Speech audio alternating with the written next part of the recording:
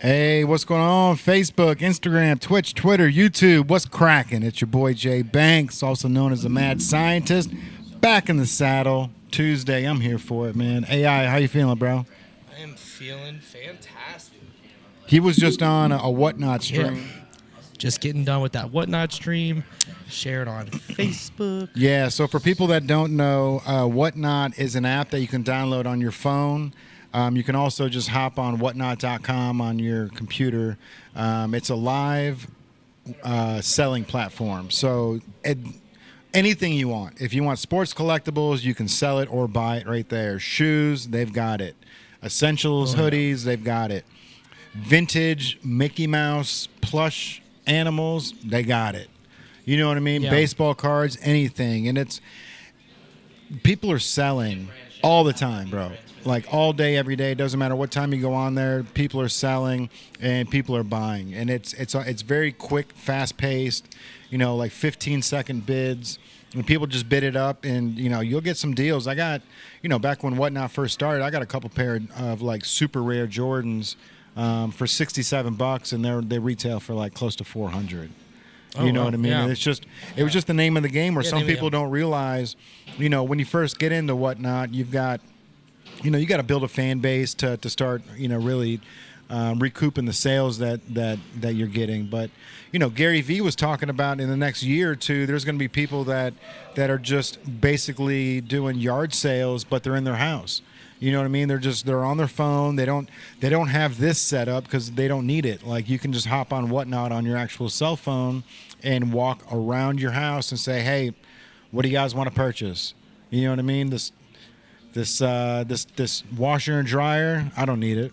Yeah. Come pick it up. I mean, just go through your collectibles room. Oh, yeah. And just pick this up, put up for auction, on to the next. If anybody wants it, yeah. And you can set prices, too, so you're not getting, you're not going to get waxed on it. You're not going to lose a valuable collectible for $1.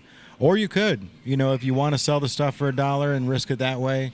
That's the beauty of Whatnot is there's a lot of people that once they figure the algorithm out, like they just set the price at $1 and let the consumer dictate, where the price is going to end up.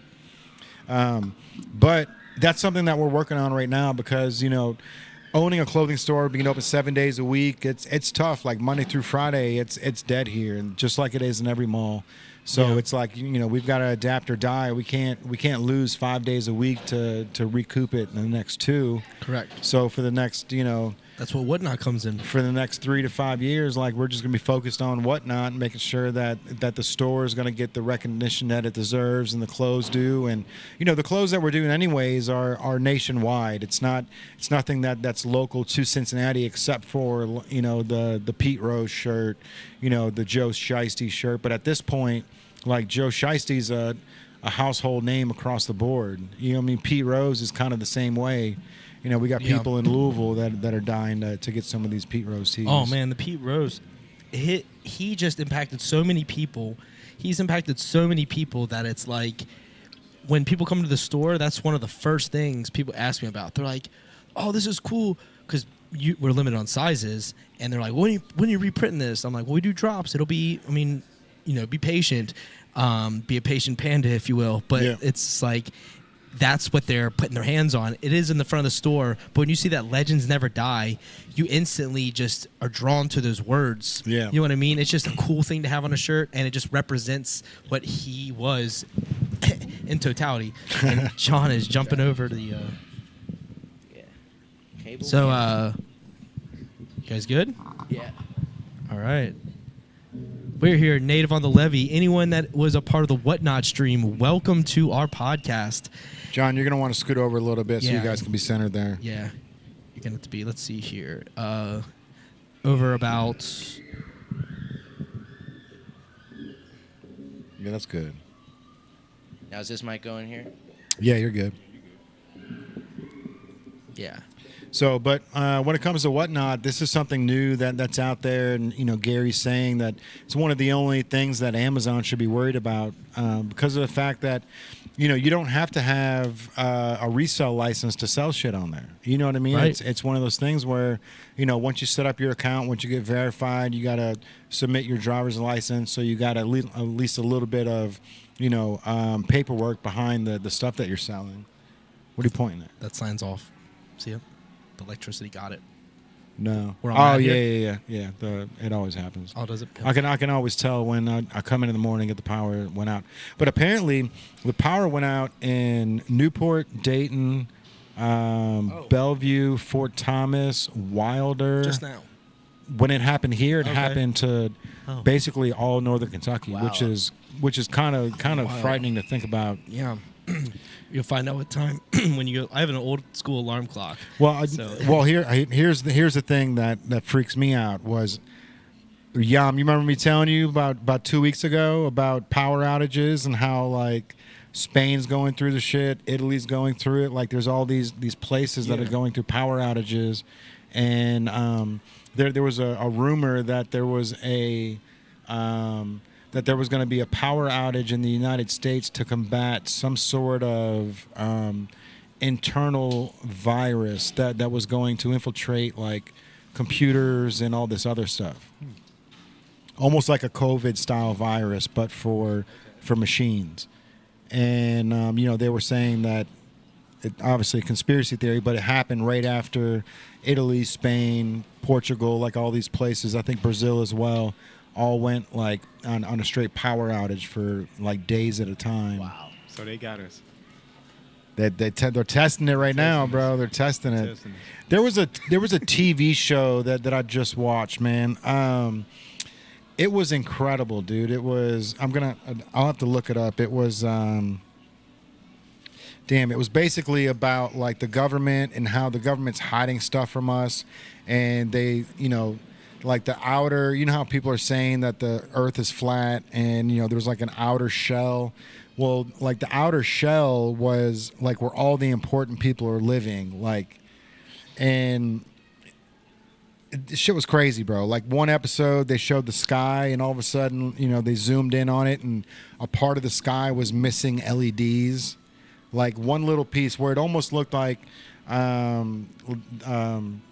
the Hunger Games. You know how like they're living in a dome, and like so like a part of the dome was actually like the lights were burnt out, but that they were showing, they're like, this isn't even a real sun. This is just like LED lights over this dome that we're living in. Like the Giver. Hey, didn't Isn't the Giver? Isn't the Giver in a dome? I don't know. I don't know if you got a chance to read that book, but the Giver, where they can't see color, and then the color, that one kid gets exposed, like he somehow can start seeing it. No, I don't know. It's a good book. Okay. But I think they're in a dome. I think that's, if I remember right. I remember like a Simpsons episode where like I think he was playing baseball or something, and they like he hit the ball. It's the and dome, they, yeah. and it, like cracked or something like that. I don't know. You think the Simpsons are?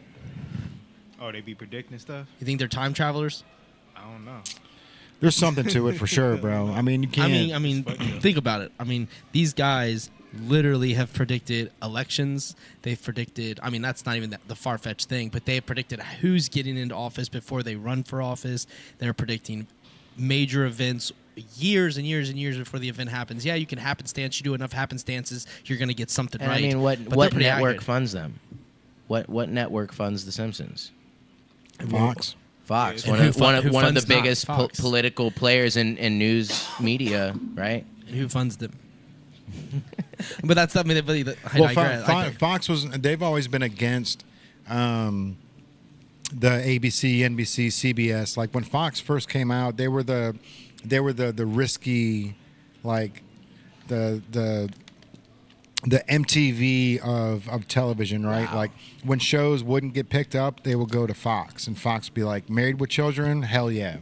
You know what I mean? Like Dysfunctional Family, like when everybody else wanted, the Leave It to Beaver type shit, Fox was like, give us the wild stuff. You know what I mean? They were like Spike TV before Spike TV was around. Real. But they've actually they even did something back in like 1999. I had it recorded on a CD, but they had a whole like hour episode on how the moon landing was faked, and like they had all this footage, bro. Like to the point where after you're done watching it, you're like, yeah, we definitely didn't go. We didn't definitely didn't land on that's the moon. bullshit. Clearly, yeah. The And it was like evidence is there. like it wasn't like 1, 2, or 3 points. It was like 35 exhibits on like how we didn't go to the moon and how they didn't, you know, they faked the moon landing and how everything was like strung with you know, cords. And you know, when they took the footage and timed it by 2, it looked like all the astronauts were just walking. So it's like they slowed the footage down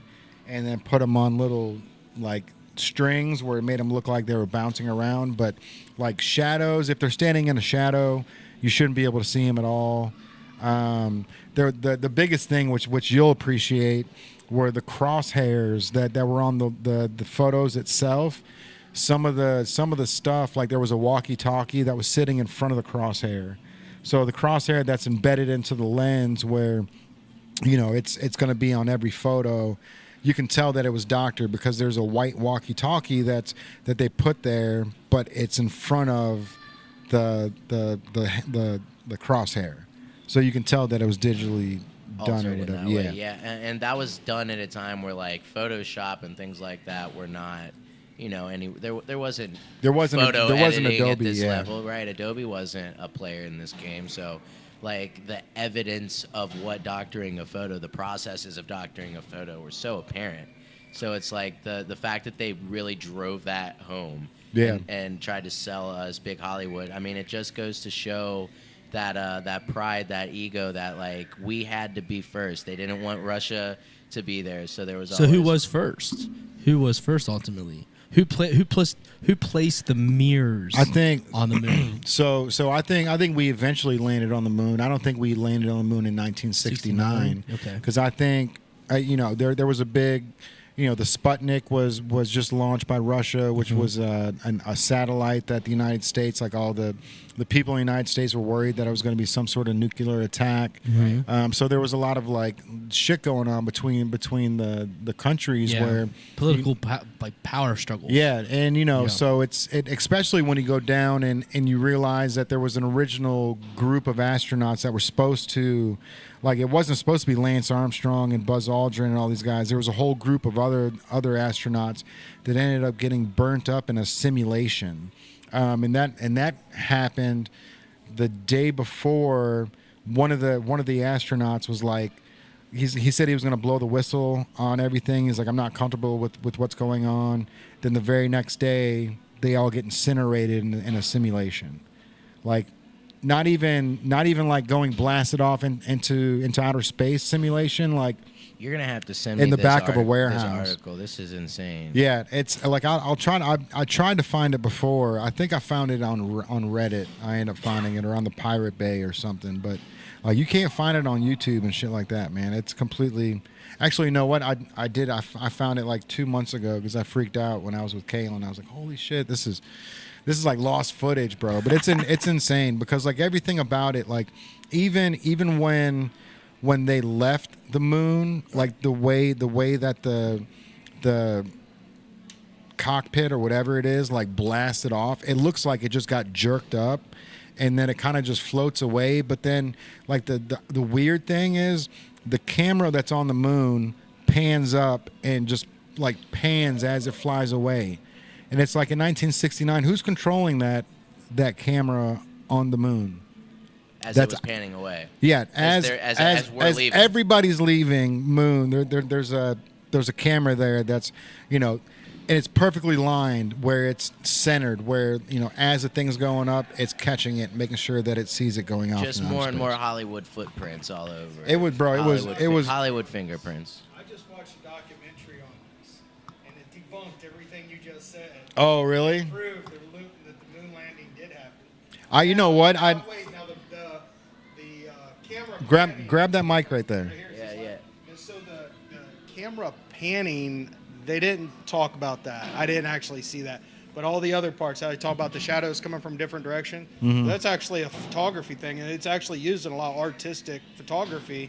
When light comes from a certain direction, it actually looks like shadows will look like they're coming in from two different directions because of the contour of the lens.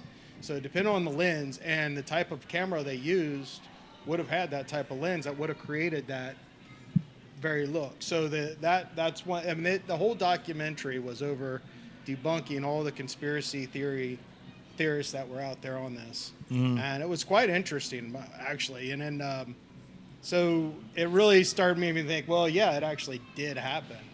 I think I think we landed on the moon, but I don't. Like I said, I don't think we landed in '69. I think we landed later.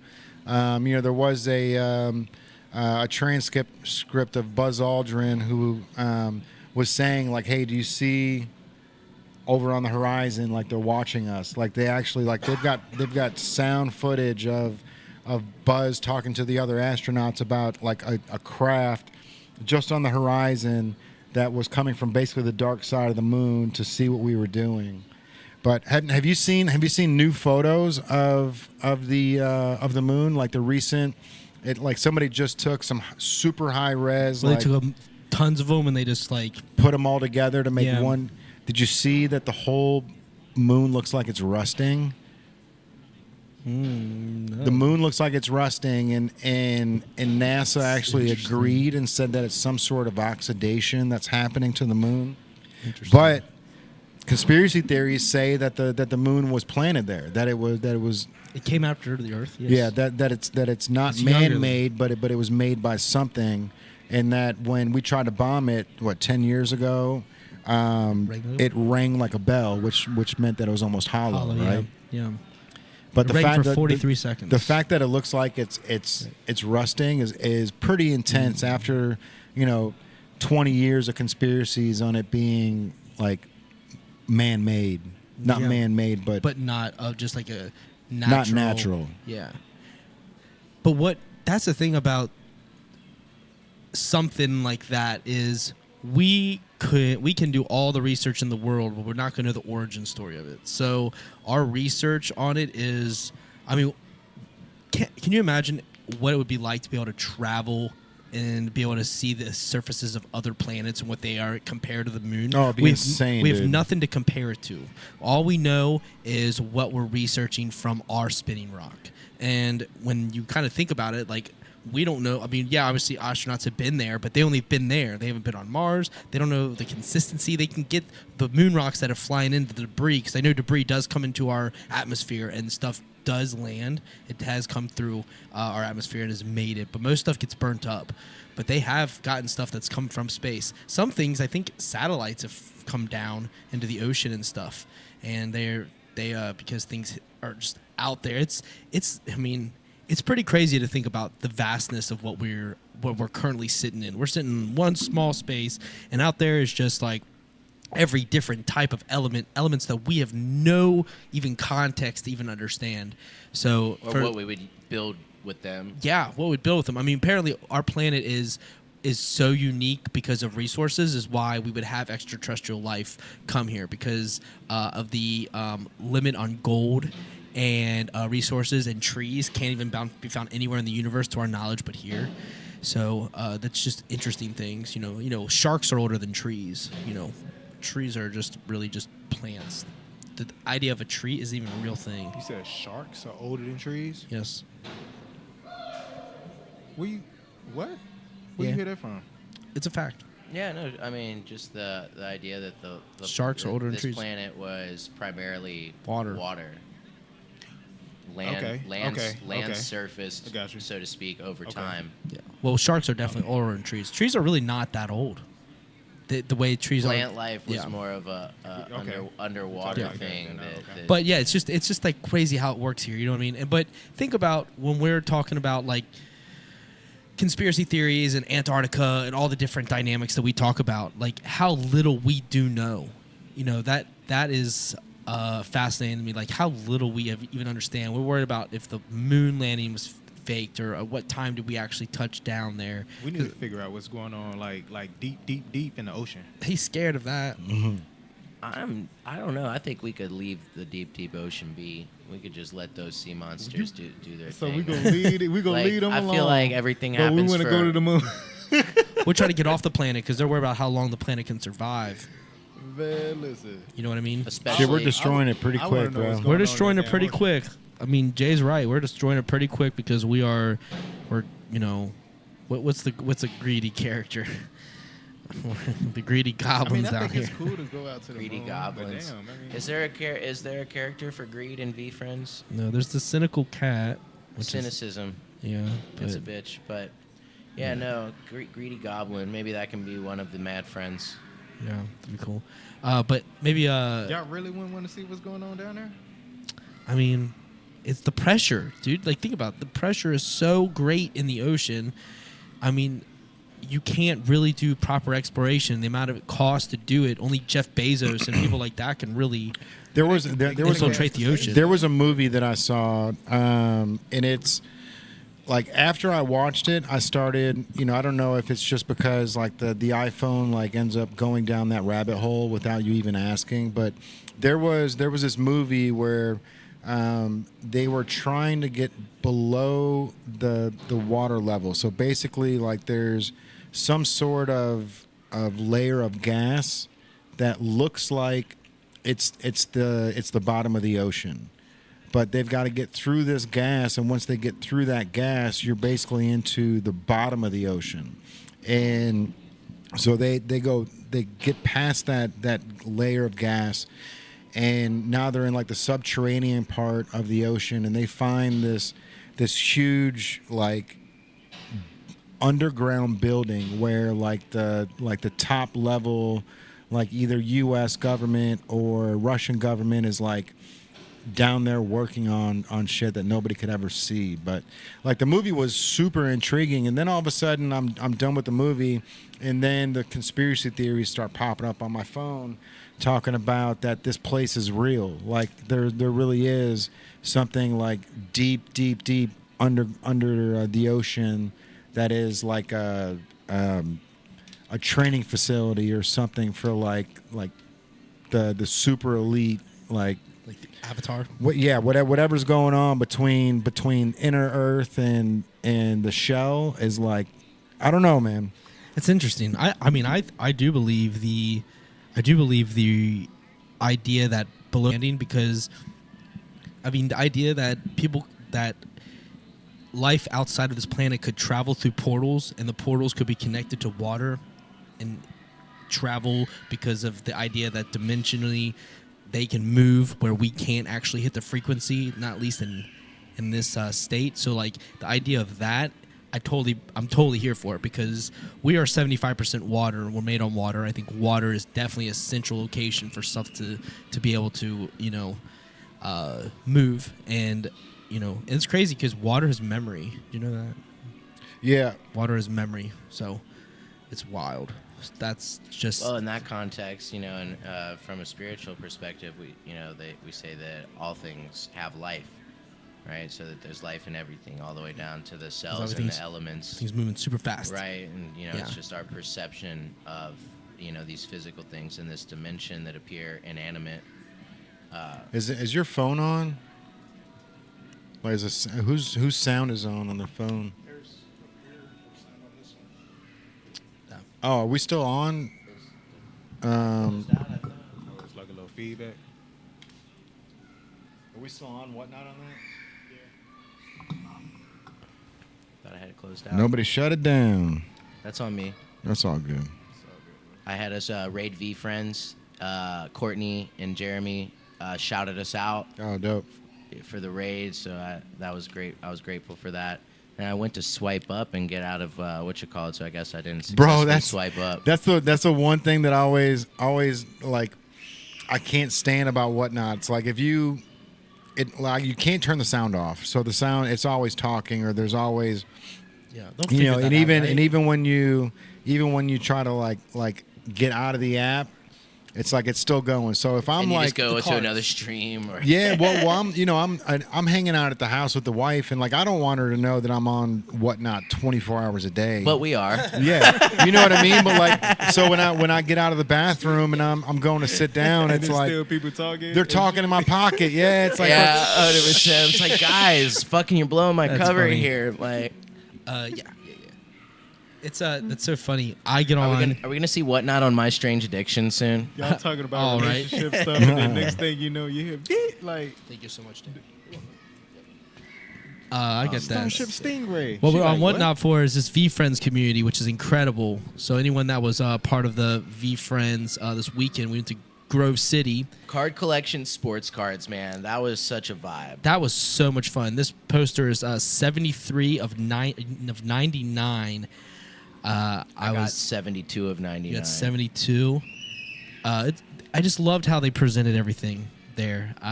From the start, from the time we got there, the line of everyone was really engaging, telling stories about their experiences with VeeFriends and why they were there in the first place. And it was just a really great time.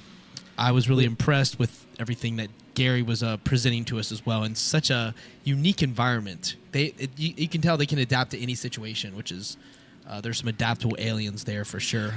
Man, I think that my two favorite parts of it wasn't necessarily even just getting to talk with Gary. That was definitely an honor. But I think getting a chance to meet Courtney, connect the dots in the line, and realize, just how much she was excited to have the Native brand there, and how many people actually recognized us individually and together from the community. And I think my other favorite part was watching Jay connect with DJ Kaufman, seeing two incredible designer illustrators just nerd the fuck out for a second. Yeah. And for you to get the That was affirmation cool. that Yeah. becoming a sketch artist isn't as out of the cards, pun intended. Right. As, Yeah. as let's one talk might, about that. definitely remove that doubt, bro. Like, just fucking be a bullish bull. Know your role, brother. You're an incredibly talented artist, and they'd be lucky to have you. And I appreciate you, bro. I sent the email to Gary this morning. So did you? What was the Hey, subject? bro, Did you love put the that. subject title he told you? yep, I've lost an ear, I've lost an eye, and I want to be a sketch artist. So what they're talking about? So this Topps VeeFriends Chrome drop that they just did. They chose 9 community members to draw sketch cards that they actually put in the Topps Chrome packs. Super limited, one of ones, so like they're like the super sought after cards. But me being an artist, we've been doing this a long time. I've been following Gary a long time, and it's kind of like our paths are just, he's in the fast lane, we're over here in the cruise lane, but for some unspoken reason, we're on the same highway, and we just, we're right next to each other right now. So I shot my shot with him, and I said, hey, I do want to be the next sketch artist, man. Like, I've got, this Blink character that we've been pushing since 2018, pushing positivity and brightness on these kids, man. And so being able to, we printed 1,000 cards for one day. Like our mindset was, hey, just get these cards out to as many people as we can. Get the card in Gary's hand. Hope he doesn't hate it. And he fell in love with it, man. So he actually told me, he was like, hey, I love the story. Let's get you. Email me. He gave me his email address, and he's like, put it the subject line. I've lost an ear, I've lost an eye, but I want to be a sketch artist. And he's like, I'll see if we can make it. I'll see what I can do for you. Which, to my eyes, I'll see what I can do for you from Gary is almost as good as gold, as long as I don't mess it up. Yeah. Yes. You know what I mean? So But we've already done a lot of the legwork for what they can. We've done so much legwork leading up to this for the years of just talking about even bringing other characters into the conversation. So when it's time to talk, we don't just got one, but we are presenting one as the face, but we got other people. We can make a collection of guys, and that would just them knowing we have a plan that is beyond what we already explained. Right. Is like these guys have already been thinking on this. We've talked about cartoons, coloring books. We've talked about that, like just going through other means to make the coloring books, you know? Yeah, for sure. Charlie being the test subject. If she has a good time on it, get through it, you know what I mean? Because that's where she's at, really. Charlie's on the coloring book kick, man. Every time we're somewhere, she wants to color stuff in. Yeah, and for I'm sure. knowing the value now more than ever. Before, it wasn't really effective. I mean, I knew they were coming, but now it's like the days of the playing with the LOL dolls are not the same. It's Yeah. coloring books, and if she can do a VeeFriends one or a Mad Friends coloring book, dude, that's invaluable. Yeah, You know what I mean? Yeah, we'll make it happen, man. We can use the Cincinnati Library. They've got a book binder thing that you can make. It's black and white pages through the center, and then they can do color on the cover, which is exactly You what we guys need. mind if I name drop a friend real quick? It's totally pertinent to this. Yeah. And you don't have to give an answer live here on the show, but I just want to put this in your ear because I forgot to do it sooner. Dead Tooth Art. Maddie. Maddie has a coloring book titled Lost Friends. Oh, dope. And she asked me if I could touch base with you guys to get the Lost Friends coloring book in-house. She sent me a PDF, so maybe after the podcast, I can let you look at the PDF and show you some videos of what she put together. And I think in general, it's just really dope to see her, to see you guys, and to be a part of the journeys here of what Andrew has really put into my ear as intellectual property. Because I've always thought about, comics and things like that being something that could come later, right? But what's all this later in my head, right? Right, yeah, so, for sure. What's going on right now, and how can we channel, that energy and these ideas that I've had since I was a kid that seemed like lofty, impossible dreams because I can't do something yet. I had it in my head that I couldn't, but why can't we create characters, right? Yeah, we can, and I think that the Lost Friends and the Mad Friends and the VeeFriends, they all have a place. I think that there's so many incredible characters here in Cincinnati that regardless of where things go, that we should definitely be inspired by this and drive, the characterization of these incredible people. Santa Dan is a rare collectible. The Mad Scientist is a rare collectible. AI the robot, Yaman, John G, and some of the incredible talented musicians and entrepreneurs and creatives throughout the city that have inspired us along the journey. Right, for sure. Dude, I saw that one. Thanks for letting me spiel about that. Yeah, for sure. We love Maddie, for sure. Dead Tooth Art, check her out online. All social media platforms. Her artwork's incredible. She was actually one of 2 artists that did 2 Beyond the Stage events. Her and Miss Daisy contributed their art to 2 events each. So huge shout out to Maddie from Dead Tooth Art. And the Lost Friends is super cool. I saw them at a Glass Monkey in Covington. I saw April had a stand set up for her. So that was really cool. Did you flip through that book? I did get a chance to look for it real quick, but I was heading out at the time. We were about to leave. Yeah, we were on our way out. But it was just really cool to see Maddie get that shine. So shout out to Maddie, and check out Dead Tooth Art. She does incredible work. But yes, what I was gonna say otherwise, I was looking at one of the cards, one of the VeeFriends, and Yaman kind of reminds me of one of them. Don't be racist, dude. Fozzie Bear. Nah, bro, What you about to say, bro? he's a chill chinchilla, bro. Chill chinchilla, yeah. Dude, he is a chill chinchilla, like 100%. Because I was looking at that.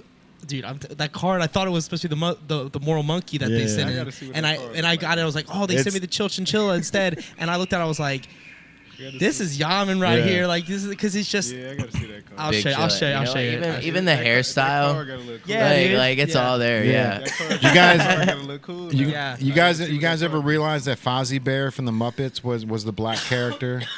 No. Yeah, bro, Fozzie Bear. He was the brown dog, real smooth. Oh my God, I remember. Yeah, he was like Knew how to play he was the like piano. the jazzy motherfucker. Yeah. super jazzy. Yeah, Let me see the card, man. Hey man. It's Which was dope. That was the Sesame Street way of not being racist. That was like, no, these people, like, this is a part of culture. Yeah. Right? This is something that's missing in cartoons. Fozzie Bear was a whip, bro. That's right. it was. But pull up Chill Chinchilla form real quick so we can see what I got you. Yeah. You good? You don't got one floating in that deck there? No. So let me That's a prize card. Chill You Chinchilla. Yeah. you want to talk about VeeFriends a little more before we jump onto something We else? can jump to That'd be something else. great. I just was going to talk about this weekend. I thought the weekend, I thought the whole experience, just meeting Gary, getting to know that.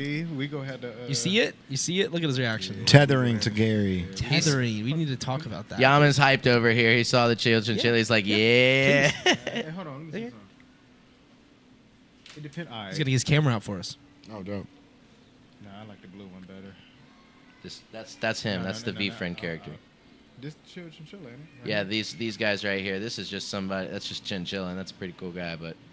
I like this one better. yeah, that's it. Yeah, it's That's cool. the V-friend. Yeah, there's even a pin. There's a pin of the chinchilla. I love the pins. I'm Yeah. such a pin guy. Those are rare ones, I'm a hat too. guy and a pin guy, even Yeah. though I'm not wearing. We stopped talking about the pins. to Wait get- till he drops another pin drop. We're not losing camera. No, you're good. You're Okay. just I didn't. you're getting ahead of yourself. Sorry, I wasn't changing. But we're what I was saying is this weekend when we were in Grove City, there was just a special energy in this area because as soon as I walked out for a second of the area to come back, and I could feel the energy just shifted. Not only because there were bodies and people, but because I believe like happiness carries. When people are having a good time and all the good vibes are there, you can feel it. And that everywhere you look, people were opening packs. There were kids everywhere having a great time. I mean, we're grown men. We saw Pokemon come, go. We saw Magic the Gathering grow, and we saw baseball cards do their thing. But some of these kids haven't seen anything. This Right. is their first exposure to some kind of trading card game. Right. Yeah. I mean, 'cause That's he's got- so real, and that's something I think that people wouldn't have considered. If people are like, oh wow, how are you going to accomplish that? Where's the market for that? It's like, are you kidding me? This is how you create a market for that, by acknowledging that there's something that in and of itself is missing from this generation, and to push it through positivity and to actually promote these kind of soft skills like empathy and tenacity, like he does, is that's so empowering, and it's going to change the way that it's already impacted the way that I parent my kids in a positive way. Yeah, he's just he's got everything down, man. Like the way that he's structured this whole thing, it's brilliant. When it comes down to the characters, the positivity, like everything that a parent wants their kid to learn and feels like they're not getting it in school. You know, they can get it through sports cards, and it's like if you can't relate to your kids because their faces are stuck in their phone, now you can put the VeeFriends cartoons on, and then you can relate with the cards. Like, he's genius when it comes to looking at all angles, bro. You know what I mean? Like it's a game of chess, and he's killing it. Oh, he's playing some deep chess, man. He's playing chess. He's playing chess 3 games ahead of that. I mean, really, and the fact that he's already talking about Adventurous Astronaut will be on the next drop. Nice. He's already talking about it. Oh, for sure. He's I mean, already promoting the 2026, and they're a week into 2025. right. That's That's gonna be one of the sketches I have to do is the astronaut for sure. yeah, sir. But that the whole thing was incredible, bro. Like being able to meet Yeah. DJ Kaufman, who Yeah, tell me about your um, experience. Yeah, so like DJ, he's the guy that drew all the characters. So all 250 characters, the comic book, like he's got his art is all over this stuff. So when it comes down to it, like when people look at these cards and they go, "Damn, these cards look gorgeous." It's the chrome definitely has a little bit to do with it, but it's the little things. It's the heart and the eyes of the decisive duck. It's the upside down and right side up heart that's on the resourceful Robin. Yeah. Like we learned a lot of stuff about each one of these characters that he was able to tie in that are part of Gary's like life as when he was younger, which is crazy. But He ties in everything. yeah, but being able to sit with DJ for over an hour and talk and as an artist that I look up to, you know what I mean, and I'm seeing his life change in real time. You know what I mean? Like we were in the VeeFriends thing early enough where his cards weren't out there in the world yet. You know, his designs were there. The comic books were just about to be released. So now it's like now all of his art is being resold on eBay. So I talked to him about that, about how he felt about, you know, people reselling the limited edition items that he put out, which he's in the same boat I am. He's like, I love it. I love the fact that they're, you know, people are reselling them. He's like, if I can help somebody pay their mortgage with something that I did, which I've never thought of it that way. I've always thought of it as I want my clothes to be worth more than what I'm selling them for. Right. You know what I mean? If I did that, then I did something right. But with him, he's like, if I can help somebody pay their mortgage by a drawing that I did, like, or by putting my DJC on it, like, how baller is that, dude? I mean, that is playing chess, not checkers. Yeah, for sure. I mean, that's like the pure definition of it, because when you get down to it, he's looking at, you're going to invest because you have a chance to invest in your own life. You invest in me, you're investing in your own life, and you're having fun doing it. For sure. There's no loss. Yeah. And then the community backing. I have this 13 of 50 card right here. This card right here is a sketch to screen card. It's got the empathy elephant. This card right here is this going to pay for any cards I paid for or bought. Is he holding a basketball? Yeah. Holding basketball, bro. Yeah. Okay. But that's the thing is, this car is 13 of 50, so it's the community wants them so bad, they're worth something because we're just getting started. It's only going to get more valuable because if they drop anything else, they're not going to drop as many rares. It's going to be much harder to find them. But apparently they're not. They're not doing another drop. So what's going to happen next year is there was 55,000 hobby boxes that were shipped out on the tops. He wants to see the first card. Yeah. 55,000 hobby boxes that were dropped, I believe. But what Gary wanted more Topps cards, and Topps said, "Hey, this is the first time we're running them, so let's keep the numbers low, and then see where it's at, and then on the next drop we can boost it." Like, and you know, they believe in Gary, which is what Gary said. He's like, but they've been burned before, and I understand. Yeah. But so what happened was, Gary is so smart at knowing rarities and knowing that, hey, I can take this card and I can make this character a 1 of 10, a 1 of 5, a 1 of 50, a 1 of 199. You know what I mean? And so now all 100 characters all have rarity cards. But what Gary was wanting Topps to do was print more core cards. If you print more core, like, because you can't print more number cards. The number cards are numbered. That's it. You know, if there's 199 of them, they're not going to redo it and say, hey, let's do 299 of them, because then it takes the rarity out. Yeah. But what Gary wanted was, he wanted more cards to sell. So that means more core cards in the packs that make the number cards more rare, right? And so since they didn't do that, that's why you're able to open up a $25 blaster box and pull a $300 empathy elephant of 50. That card's going between $200 to $300. That card, I like that. And actually, that specific card itself isn't even on eBay. So there's no of 50 empathy elephants. I am looking at some. There's of 50 sketch cards on there that are going. Some people are just doing them at $15 and then they're bidding the price up. But the buy it nows are $200 to $300 on that card. That card is dope because it reminds me of Alabama. Because because of the elephant. Oh, wow, yeah. And it's got a basketball. Yeah, for sure. That's a great point. Know about the hoop. Yeah. That's cool. That's why I wanted to see the card. For sure. No, yeah. You can look on off if you want. I did find it. I would have saw it. I'm like, I like I found it. You found an of 50? I found the of 50s on eBay. The lowest one for empathy elephant went for 123, and that's under market. We're looking at sketch to screens going for 200 to 500. I'm seeing 300, and I'm seeing quite a bit. So like you said, that one card is going to pay for essentially your entire collection. That one thing will pay for another hobby box, bro.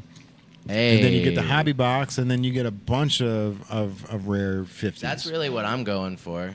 Yeah. I mean, and at this point, dude, like, I was almost offended when people said I want 320 or 400 for a hobby box. But after understanding that they shortchanged the core cards because Gary, they didn't believe in Gary, just makes those hobby boxes worth the value of $400 because you're getting. I mean, to be honest with you, the blaster boxes on any shelf in the trading game right now. Yeah, he says 20 blaster boxes are out the alpha. He said that on stage like 5 times. I mean, they are because you're getting $25 for that box, right? Or if you're going to let's take away the $25 price because you can't get the $25 box and you can't get the $100 or $140 hobby box. So that one is now $80, right? And it comes with 8 packs of 4, or you can get the hobby box, which has 18 packs of 4, right? So it's 2 hobby boxes plus 2 packs. I'm sorry, 2 blaster boxes plus 2 packs. So for 160 plus 2 packs, you can get the same amount of cards. You're not going to get the erupts because the erupts are in the hobby boxes, but the chances of getting an erupt are out of 1 out of 700 cases or something like that. So, like, statistically, your money is on the blaster boxes because you can buy 5 blaster boxes at $80, or you can buy 1 hobby box at $400. Both are the same price. I still have a blaster box too. That's what's crazy. I'm sorry, 5. Did I say 4 or 5? You can buy 5 blaster boxes. 5 blaster boxes. Yeah, but you have to find them at the what at 80. You can find them at 80. at 80. Yes. Yeah, you can still Yes. find them at 80. That's what I'm saying. Online. They were listed at 125 when people are reselling them. That's what I've been seeing. That's people just wanting to make $100. You know what I mean? That's somebody going, I bought it for 25. I want to make 100. Don't care what's in it. Don't care what's in it. Literally. Yeah. I don't want to do the legwork to sell the card. I know there's a $125 card in here. I just don't want to do the legwork to sell it. Because that's the thing, man. I haven't been disappointed in one hobby box or one blaster box yet. Like everything that's been open, I've been excited for. Me too. And they've all had bangers. Me too. That's why I didn't open them right away, because I was like, you know what? I'm going to space out the fun, and I wanted to do it on like the podcast or some kind of a relative thing with us all here. But I don't want to go fast on it because I know this is Whatnot. Because when I first got into Whatnot, we were first using it, I was like in like almost like a rush mode because I saw things going really fast. I was like, you know what? This is a fast-paced environment. Then I started realizing it's much the same when you're on it. It's very much salesman-y, but then there's so consistency. You get to know the community. So I'm like, you know what? I'm going to hold off and just unboxing it and build up the community and have something there. So that's why I held off on the second box, because I unboxed the first one like a week ago. What was it? Almost a week ago. We did it we unboxed because we got on Wednesday. Yeah, so almost a week ago since I got that. But I bought these. I traveled across the tri-state from Florence to Fairfield. Oh, I didn't tell you. I went to the GameStop that we went to originally when that lady was like, "This isn't even my store, and I'm not going to open up the box in the back." Yeah. I went there Monday morning. Fort Wright. They were like, "Nope, we don't have them," and we sold out. I was like, "When did you guys bust the box open?" He's like, "We got to it yesterday." I was like, "Damn, man!" And that was like, I was like, we were calling, and I stopped in the day that you guys were open, and the lady wouldn't bust open the box to see what was in there. Yeah. And he's like, "Yeah, we just got to it yesterday and just busted them open and sold them right away." It's like, damn it, man. And that tells you the power of this situation, because when I was calling, they were getting annoyed at how many phone calls were coming for VeeFriends, and that is setting the record with GameStop from one of the managers I was talking to when I went out to Fairfield. But they were just saying they've never seen this kind of for sure, hype on something, especially in a short amount of time, because a lot of people see Topps Chrome and see that Disney didn't really take off like they were expecting it to. I mean, that's crazy to think. Like, they've got Disney cards, like they've got Barbie cards, they've got like all these other like major trademarks, and Like none of them have the hype that VeeFriends does. And when you look at the VeeFriends box, you know, the characters are cute, right? But it's like I don't know any of these. Like if you're not tapped into the VeeFriends community, you're looking at this box and going, what the fuck is that? Like there's a duck, there's a cat, there's a fairy, and a snake. You know what I mean? Like what Do I is even this? care? Do I even care? Right. Until somebody like you walks in and goes, do you have any of those Topps VeeFriends? And then somebody goes, what's VeeFriends? And then you go, it's Gary V's thing. And then the person at the counter goes, you mean Gary Vaynerchuk? And then you're like, yeah, Gary Vaynerchuk came out with his own Topps cards. And that's when you see the dude like get that FOMO on his face because he's like, I didn't pay attention. And like you said, like taking a box and sliding it onto the counter, like I'm keeping one for myself. Yeah. You know what I mean? Like, and that really did happen to me in real time. Let the kids get hip to it, just how we got hip to Well, we're trying. There was Pokemon kids and at the everything, event, you know? yeah. Like we grew up like, you know what I'm saying? Like Pokemon or like Yu-Gi-Oh. But this is different though because at the time Pokemon, we didn't see the future tradability of what Pokemon would become. We were just playing the game and collecting decks. Pokemon's now doing NFTs, by the way. Just started. they? No shit. Just started. Not shocked. I mean, I don't think Gary's pushing NFTs. So They're having to play That's what I'm catch up saying. now. That's so what- now they're on the defensive. Yep, Think that's about where that. my head Pokemon- went. Pokemon- Andrew, you look Pokemon surprised, been but out for a that's long time. exactly where my But- head went right away. They're on the no, defensive. But They gotta be. They're worried about Gary. How are they Yeah. not? Look I don't think so. go on whatnot. I don't think they're worried about And Gary. I go would- on I whatnot would and look what 100% trading think card that. packers are rip. Go on whatnot and look what trading card rippers are ripping. Look how much money they are making off of Pokemon cards on these apps, and then turn around and look at Gary V's one of the most recent videos, and he says, "I made $200,000 in 3 hours." That's $200,000 that were spent on trading cards on the trading card market, a million, if 40 not $1 billion dollar argument. look, bro, if that you- was if you don't 200,000 think- in I think those they're couple more worried hours that about Pokemon Nintendo did not Switch. get on that app. That was their market. As I- far as they're- Pokemon's concerned, they're- that was their market They've too. got they're in They're Nintendo, more worried about though. the Nintendo Switch than they are Gary. No, Vaynerchuk. they've got their own Nintendo games. Why That's would they different worry about departments, Nintendo man. Switch? But that's just different departments. The trading think- card But department wants that Pokemon, money. I know. Okay, touche. If you're worried about the trading card department, yes, but I think Pokemon, the overall, I think the Switch release is not doing. People are buying it, but they're reluctant because the games are so expensive. Did you see all that on like the Chaos when that released? The games are like $90. I mean, so they should Bro, be it's For one of these insane. little cartridge. It's not even What a if they PS5 should was- be the worried PS5 was on almost multiple what? platforms How much then was the because PS5? when Gary is selling a one pack of cards that has 4 cards in it for $40. That's when the CEO, the CFO, and the COO sit together and go, how is he getting $10 per card unseen, right? And how do we get to that point? Like I understand like doing it different. well I think Pokemon has oversaturated themselves with doing Sure. different packs, different versions, the Scarlets and all these other things that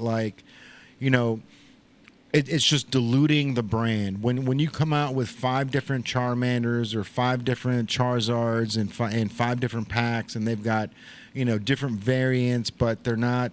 It doesn't stay to the core of what it was. That's when you're diluting your brand. And Pokemon been out so long though. They- man. well, It's been right, out since, right. like, That- it's been out since since like the 1990s, bro. Yeah, so Yeah, I have since the 97. 1990s. I have We're first talking over editions. 20, like over 20 years. So, still sit but on and that's the thing. So yeah, they're at the point where they've got to expand and do other things, but that's also diluting the intellectual property of Charizard.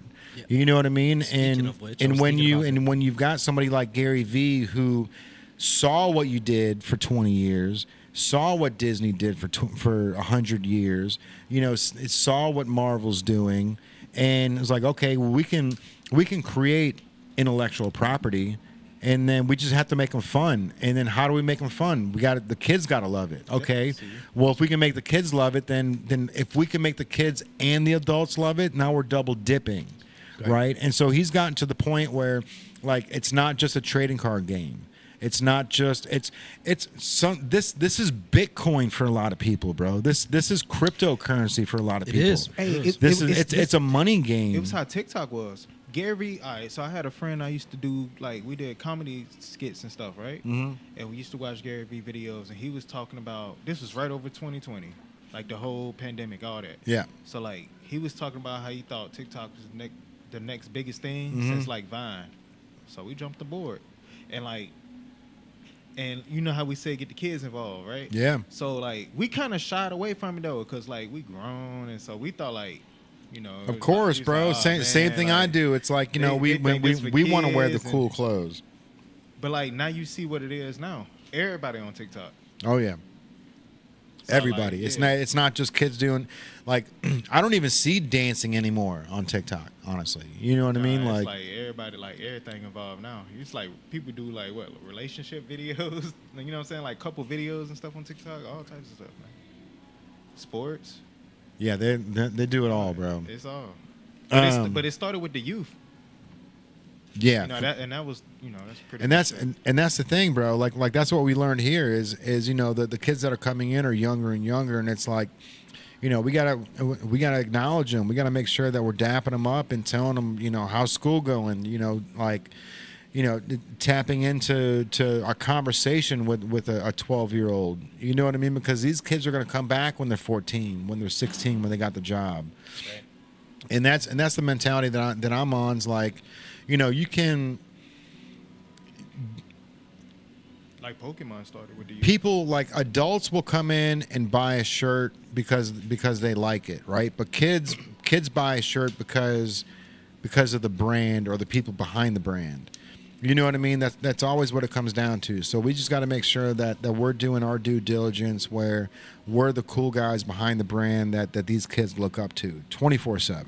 You know what I mean? If we can do that, they're gonna want to wear the clothes, and then they're gonna get their friends to wear the clothes, and then, you know, mom and dad are gonna wear it so they can be cool, and then that's how the trend goes. But like I've always been tapping into the adults to try to get to the kids, and now I think it's the exact opposite. I think that we got to start tapping into the kids to get to the adults, man, because like we talked about it before, like as an adult, like I'll go to Walmart, right, and I'll buy a shirt from Walmart and I'll rock the shit out of it. And if someone's like, "Oh, I saw that at Walmart for $8," I'm like, "Yeah, bro, it was a fucking deal," right? Like I love this shirt. But as a 10-year-old or a 12-year-old, you know, if someone's like, "Oh, that shirt's from Walmart," this kid's not going to go, "Yeah, it was only $8 too." This kid's going to be embarrassed, right? So like as an adult, like as parents, like the parents are willing to spend money on kids' clothes because they don't want their kid to be ostracized or they don't want their kid to be made fun of. But as an adult, like, we can let it roll right off our chest, bro. You know what I mean? Like, you want to come at me with some shit, I don't care. You know what I mean? Like, bro, these are Walmart shoes right now. These are literally Walmart shoes. And they're fire. And they go so- $19.98. And then the socks are about $45. So the socks cost twice as much of the shoes. Shut So growing That is up, amazing. Hey, look, check it out. Growing up, New Balance and like Skechers and stuff like that. When I was growing up, like New Balance and Skechers. Cut the grass, bro. You cut the grass. Yeah. Yeah, it wasn't really the cool thing to wear in school and stuff like that. But like now, it's like, like Yeah. when you like, it start with the youth. You explain to them like, "Hey, look," and they see how you rocking it, and they like how you rocking it. What's going on, bro? What's up, buddy? What up, what up? But that's They the see how thing, you man. Rocking it, and they like, "Yo, they okay." So if he think that's cool, then I think Right. that's cool too. Yep. So then they start rocking it. Yeah. You know, so like it all start with the youth. And that's the trick, man. You know, and the youth, like, when they gravitate towards something, like, they're all in, bro. So like when they come here and they're taking off the Nike shirt to throw on the native shirt, it's like 100%, bro. Here for it, man. That's inspiration, bro. It is, that's, dude. And that's, It is. that's affirmation at that, man. That's 100%. That lets you know that what you're doing is just as, if not more impactful than these big brands that have a chokehold on the influence of what style looks like. For sure, bro. All right, man. Let's get to this NBA draft, bro. Oh Lord, Okay. So like Mavs of all I was teams. talking to Kurt about it before the podcast, and he wasn't aware that the Dallas Mavericks got the #1 pick. Cooper Flag. Yeah. I've been busy, but I do. Okay. They had a 1.5% chance. 1.84. 1.84. Yeah, one and a percent half chance. on one. That's less They than took- 2%. They took Crazy. Cleveland's spot at 11, and then that 11 spot got picked to be the #1 draft. It's crazy. He's gonna be the Mavs. Everybody's saying it's Mark Cuban set up. definitely- It's not. Everyone's saying it's set up. There's no way it's set up. Mark You Cuban don't think so? I do not think so. Even LeBron said it. Even LeBron said today. I don't think the NBA is set up. They're trying to help the Mavs. What benefit? the fact that they got rid of Luka for this weird And thing Luka's that going to LA.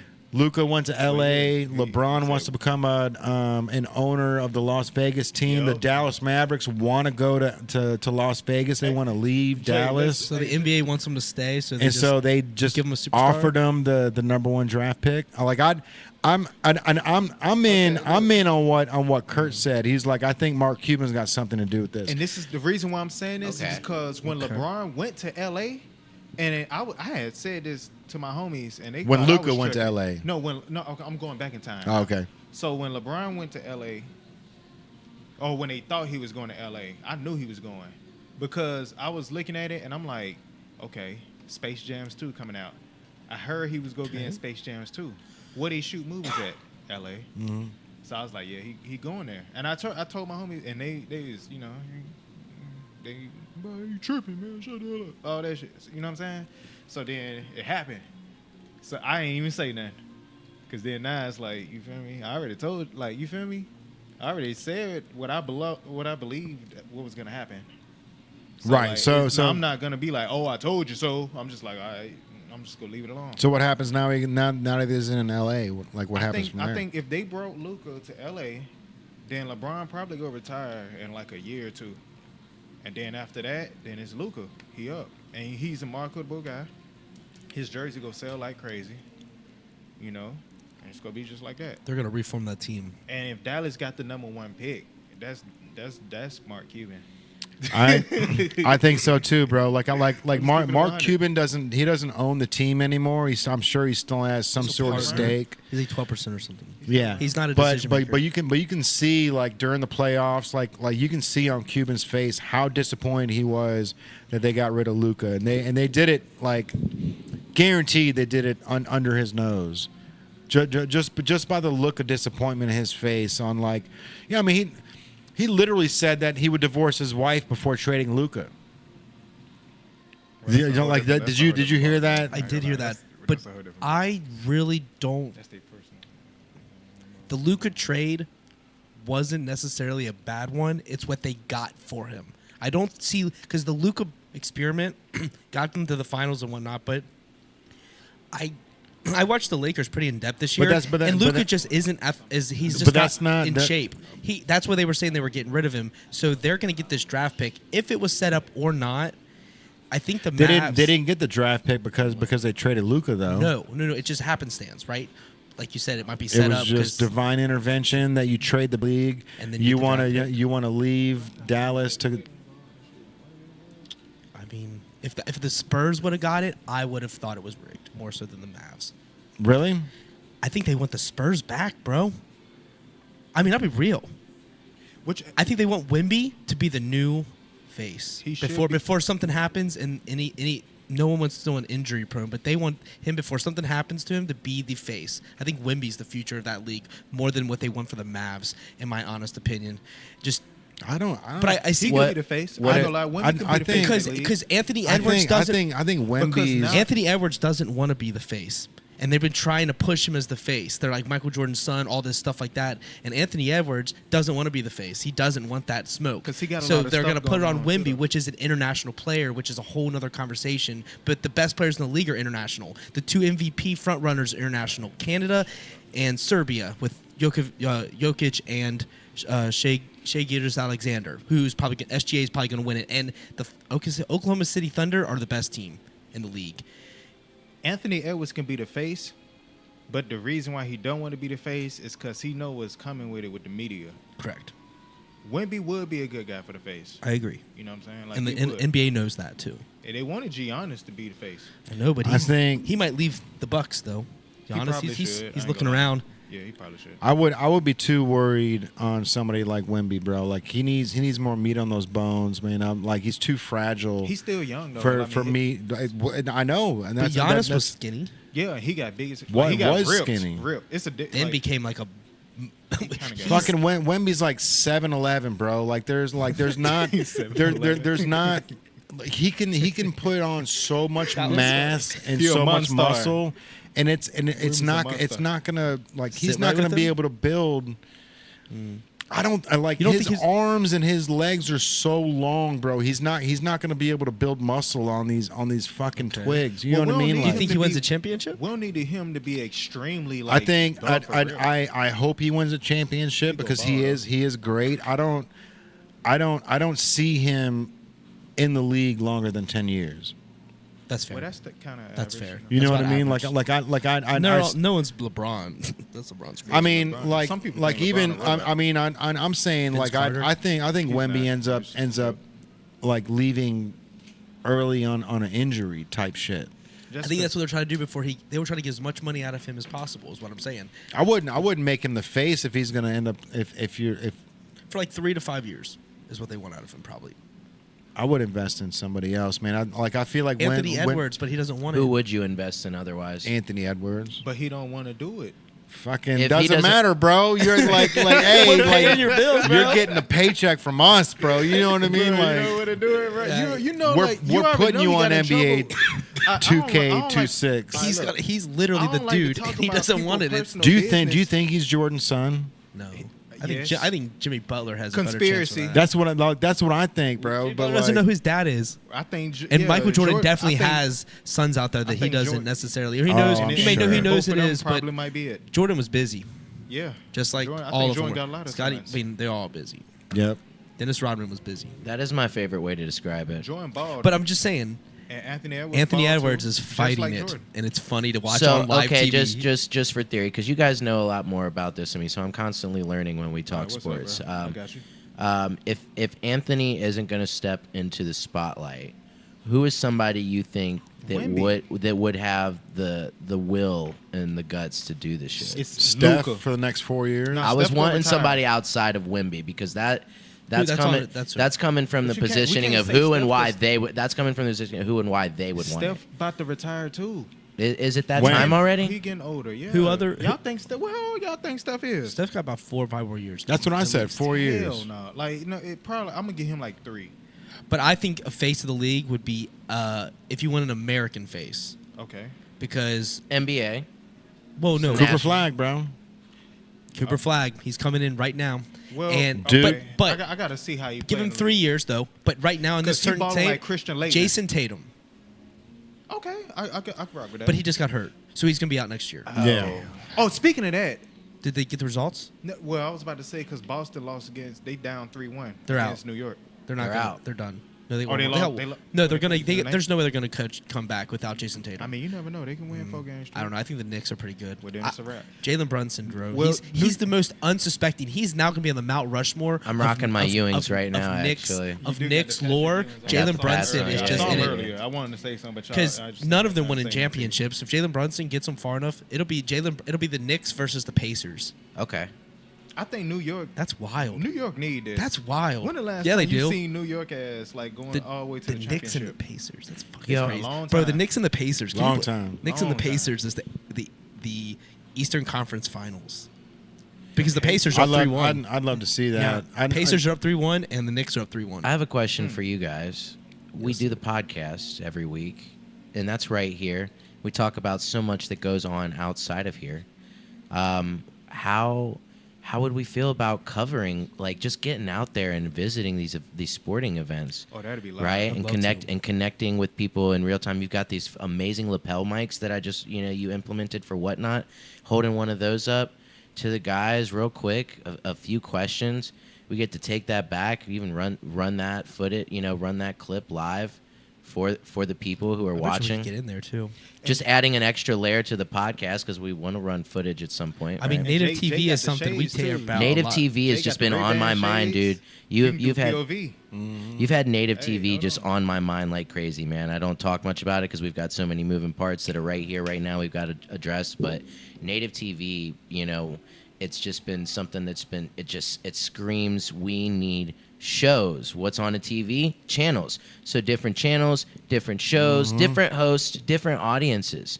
But this is it's a television channel, and it captures a whole unique embodiment of subculture, counterculture, and the pushing culture forward. And that's the thing, bro. So when we first started this whole thing, like we were like, what do we call the YouTube channel? We're like, let's call it Native TV Presents, because we want it to be like a Viceland or a Complex. That And- looks so cool on the TV back there. Yeah. Where it says Native TV, that logo. I wish I could fucking zoom in for these guys real quick. And but- our concept or idea for it was, okay, well, if we open up a store in Atlanta, right, we want to build the same thing. We want a podcast stage in the front window of the store. We want the lab with instead of 7-Up, it'll be Dr. Pepper or whatever relates to that town. But you know, we want the podcast, say the store's in Atlanta, then the employees of that store are running the podcast. So we teach them how to run the podcast. We teach them how to upload everything to Native TV Presents. and these are and super unique skills let me- to be. Sorry, go ahead. Yeah, you're good at that. His mind be going. So you know what we can do is under Native TV Presents, like we can have the PowWow, but you know Native TV Presents Atlanta, and then so Atlanta will have their own podcast. So under the same YouTube channel, you know you can tap in and you can see all the Atlanta podcasts out of the Atlanta So dope. store, or all the podcasts out of the Cincinnati store. You know what I mean? And setting it up that way where, like we were talking about earlier, it's all just like different, you know, Unleashed or you know, the PowWow or John G Limited, and each one of them is you know hosted by another one of the characters that are here at the store. Oh man. But being able to do that and have it all under one YouTube channel is like the ultimate flex, because then you're getting all the content as if it was native TV news, right? Something like Yeah, that. absolutely. Yeah. Yeah, no, and yeah, just to circle it back to sports. I mean, that's one of the coolest things you talk about. You guys have interviewed some of the most talented and up and coming athletes right here on the podcast.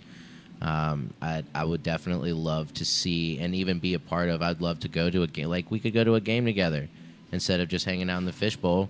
We could, you know, take the energy of capturing for native TV on the road with our cameras. Let's start with a Reds game or like a.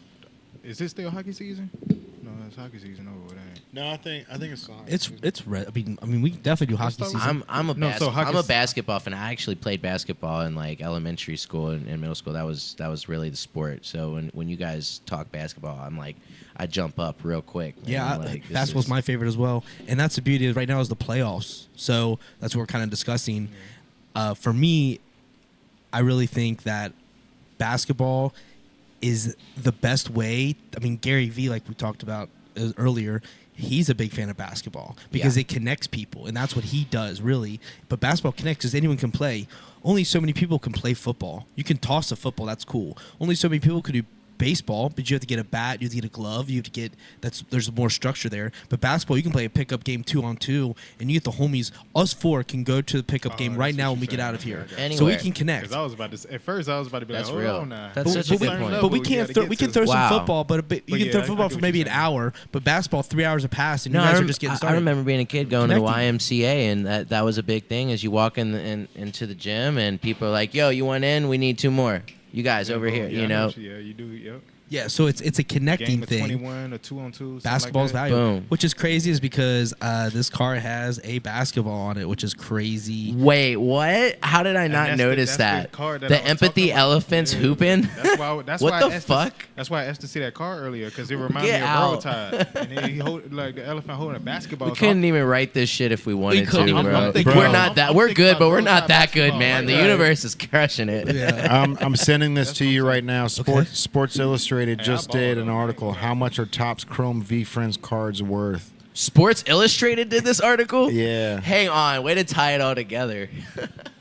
Yeah, that's dope, dude. This is incredible. And you know, meeting the V team was one of my favorite parts about the event, bro. Because, you know, getting the chance to to meet not just Gary but all the working hands, and to see how they all bounce off each other, and they all work together to make sure that this is like a well-oiled machine.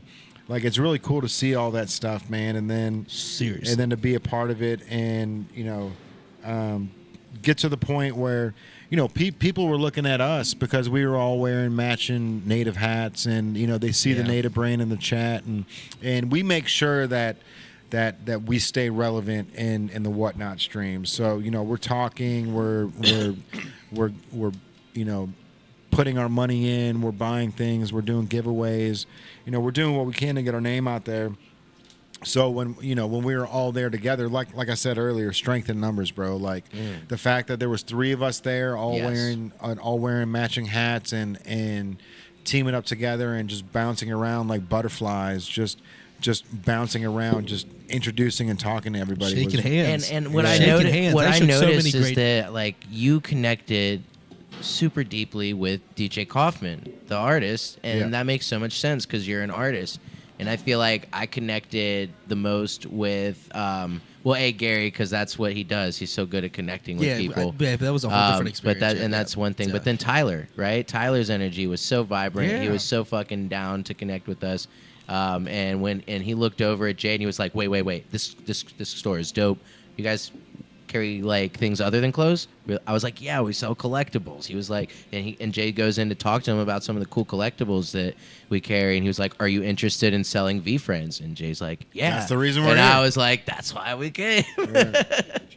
And he's like looking, he like kind of like looks, he stops looking at us in that moment and starts looking into his head. The gears started turning. He's like, okay, I'm gonna talk to you guys later. It's Ohio, bro. Yeah. I think it really has that Ohio thing. I honestly think the reason why they're infiltrating Ohio is because they're looking at Kings Island, bro. Right. I totally agree. I heard you shout that out. I thought that was fucking cool. Yeah, I mean, bro, it'd be so easy to turn Hanna-Barbera land into Burn Island. You know what I mean? And if you do that, like, for sure. that alone favorite is idea. an attraction. That's why we talked about this months ago. I want the scoop. But I want to say something before, like you were saying, connecting. I want to give a huge shout out to Courtney Connect, actually. Connect the dots. You know what? Connect the dots. I really connected with her. We were talking for a good while just about like what Native was doing, and we talked some music, we talked some Beyond the Stage, and then we did like the minute of just saying artists, and that was a really cool moment. She was just so down to like connect our brands so seamlessly. She thought of it because we had like maybe 3 minutes of conversation on that, like on just the side of the road, and before you know it, she recognized. So that tells me Gary's not only incredible at what he does, but he's finding people that are incredible at what they do, and he's letting them thrive, because you know there's other people in the background of this whole thing that are doing stuff for him, but they're not on camera. Oh, yeah. They're not, they have to ship the stuff out. Like you see Rips has to go everywhere with him. Rips isn't the one shipping the stuff out. Right. You know what I mean? Someone else is off camera shipping stuff out. It's because they're doing this while they're on the road. It's a beast. I ran a late night stream last night. You know, I'm very grateful and very proud of doing $180 in sales. Congratulations. But That's you know, awesome. Gary Vee talked about doing 200K in 3 hours. You know, I don't think I could have done anywhere near that, but I definitely, Incremental steps. I will say this, I could have done, you know, significantly more if I hadn't been also taking the time to organize and pack and label and make sure that everybody's stuff was separated. So I mean, that in itself is time off screen for the person who's actively ripping and generating that revenue for those businesses. So Gary is right. This is definitely going to be one of the biggest things to ever hit the global market of online shopping, period. It's going to take people like us. It's going to take that strength in numbers that Jay's been talking about. Really going on, fellas? dialing in Yeah, those that's cool. responsibilities. Everybody, we live right now. Yeah, man. You want to?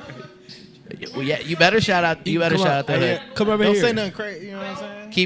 Keep it respectful, but shout out your hood. Shout out your people 100%. Keep it cool.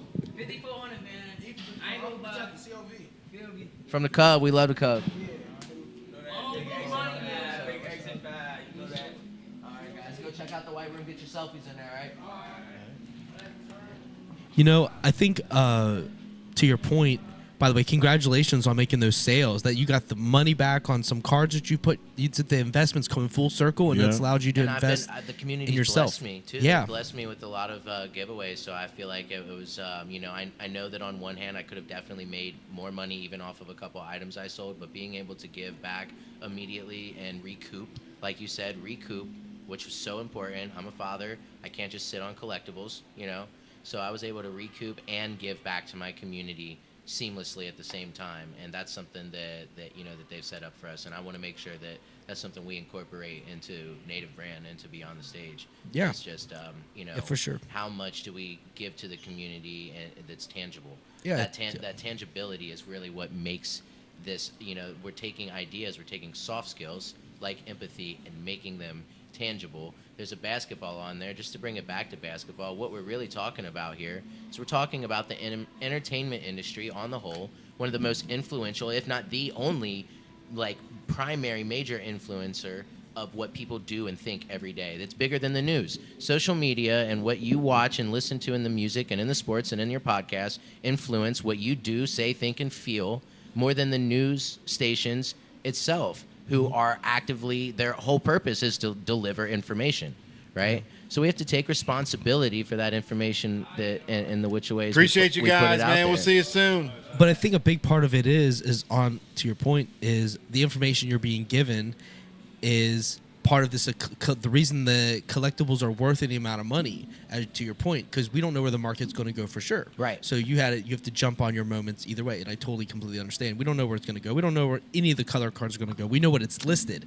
We just don't know. We're We still see what stuff's being sold at now. at this moment, And those things are also huge gaps because there's people who don't know Yep. what they got. They don't know that there are people who value these cards much higher because they're just getting into it because they're just getting into Chrome. Yeah. But going back to basketball, I was given some baseball and basketball cards from one of the community members as part of just like when they shipped out my VeeFriends stuff.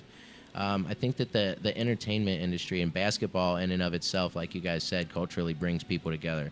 So I think what we're doing, talking about strength in numbers, Jay, what we're doing is we're integrating ourselves into not just, the VeeFriends community, but into the global entertainment industry. This is no longer about just the small community that we serve. This is about, as many people that we can positively impact as possible and not being anything but relentless and embracing how capable we are of doing that. Capable caterpillars. And we're capable caterpillars, man. We're gonna bring so many people. People are going to want to travel from out of state. They did. To come here because Well, they do, and they but do not just for it's- VeeFriends, for native in brand general, people, but the travel is going to happen. It's about when they're in the room, how do they feel? When we were in the room with Gary, how did we feel? When we were in the room with his team, how did we feel? Like, they're going to come because the people are curious. I know they're going to come. You know what I mean? Yeah. Because they're curious. But it's when you get here, do they return? Is it on their map? And That's the impression that, we land on them, yeah. You know? So but at the But end of the day, times, a lot of people, we get a lot of out-of-town people, and they come back. they do. The 101 black cat has been found. What? in real time. Right? Oh my Today? goodness. Today, yeah. Oh shit. Oh, the 101 black cat. What's it look like? Can I see? Wow. Holy shit, dude! That's a beautiful piece of art. Yeah. But he's smart with it, bro. Smart with it. All right, let's get back to the NBAs. You outie? All right, bro. Appreciate you coming in, man. Hey, give me a peace sign. Peace sign, bro. Yeah. Give me a peace sign. See you, brother. Thanks, bro. See you soon. So you don't think the NBA draft was rigged? I don't. No. See, like I think there's too much money. Go ahead. I think the reason I don't think it's rigged is because any of those teams we could have put the dots to, and they don't. They want. If the only rig I could see from their angle, it has nothing to do with the Mavs. All right. It only has to do with the fact that they don't want teams tanking. Well, If a 1.5% chance team gets the thing, that tells you if you tank, you don't have a chance to get it. Which is the thing with the NFL. There's no system to keep them from tanking. What if you tried? What if you tried the major league, like the movie Major League, and you tried to intentionally tank your team They don't want that. The NBA doesn't want that. Correct. Right. Correct. So And if they fix Okay, so it's 82 games in the season. so And that if you so only that win means that 20 it was games- rigged. If the NBA fixed it, if the Dallas Mavericks putting the lottery in. said we're getting rid of our number one player, we're sending him to the Lakers, right? We're out of Dallas. We don't want to be a part of this. We want to move to Vegas, and we're going to tank our team to make sure that we can move.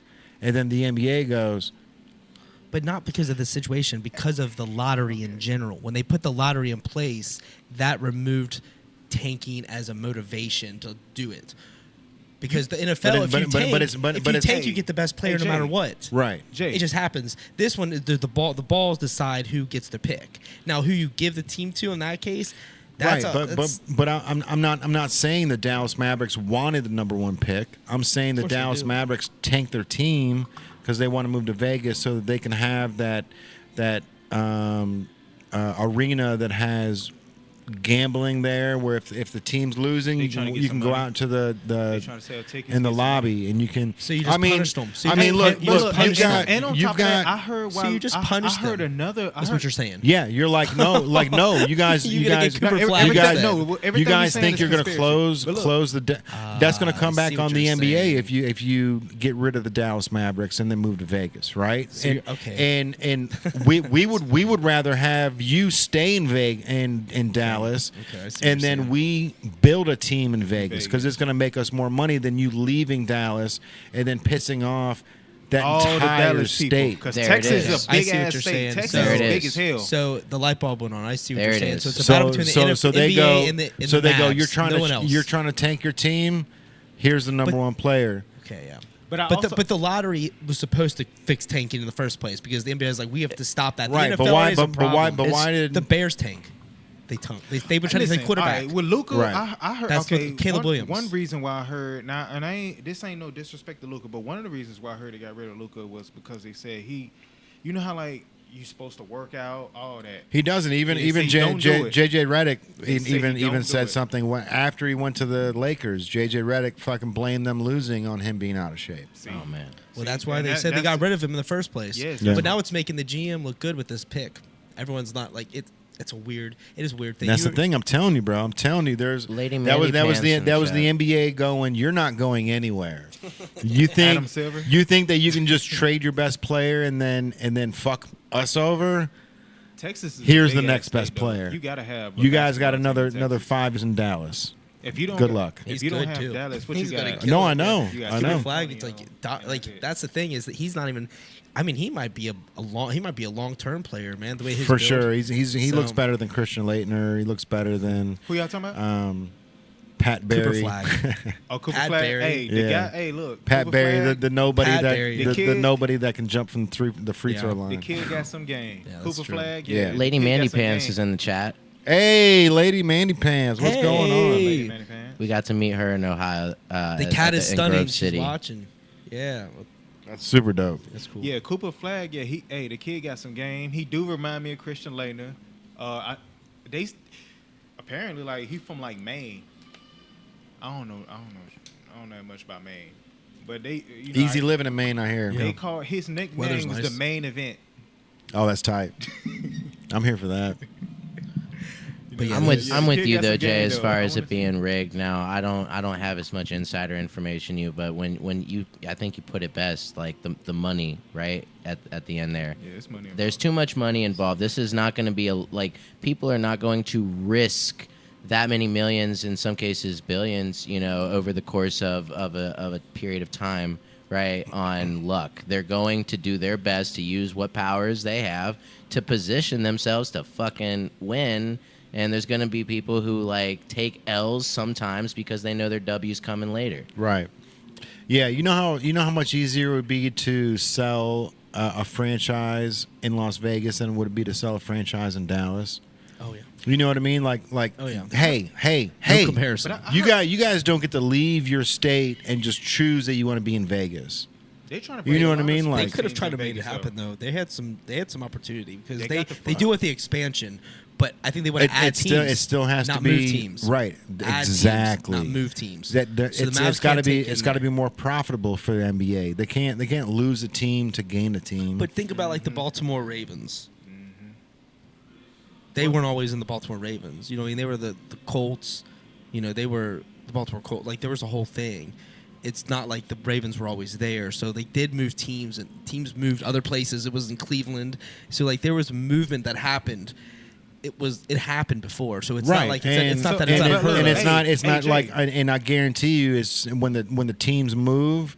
There's so much controversy between, like, if Cincinnati Bengals would move to San Diego like they were talking about 15, 20 years ago or whatever, like, people would have been fucking irate in Cincinnati. They would have been happy in San Diego. Well, San Diego lost them to the LA.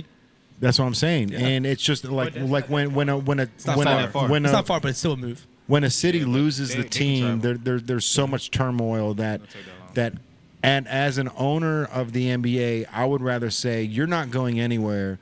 Like if we're opening up a new team in Vegas, you don't get to close Dallas to buy into this. You know what I mean? Like you can sell your team to somebody, but Yeah. but we're not gonna lose a team to gain a team because of the fact that just because that we're opening up a stadium in a more popular city, that doesn't mean you can bail on Right. on Hey, your Jay, city. They just Right, didn't bring Hey, back the Jay. Seattle SuperSonics. Hey Jay, for the past 2 or 3 years though, like I mean, it's you're always talking been about like Seattle, bro. for the past 3 years, it's always been a topic about Vegas bringing sports teams there. Because first of all, boxing is there. Oh, So bro, that's when one. I mean when the Two. when the hockey team came, it blew up, bro. Like people love that shit. And now they trying to bring. And when they did the Las Vegas lights, what's going on, bro?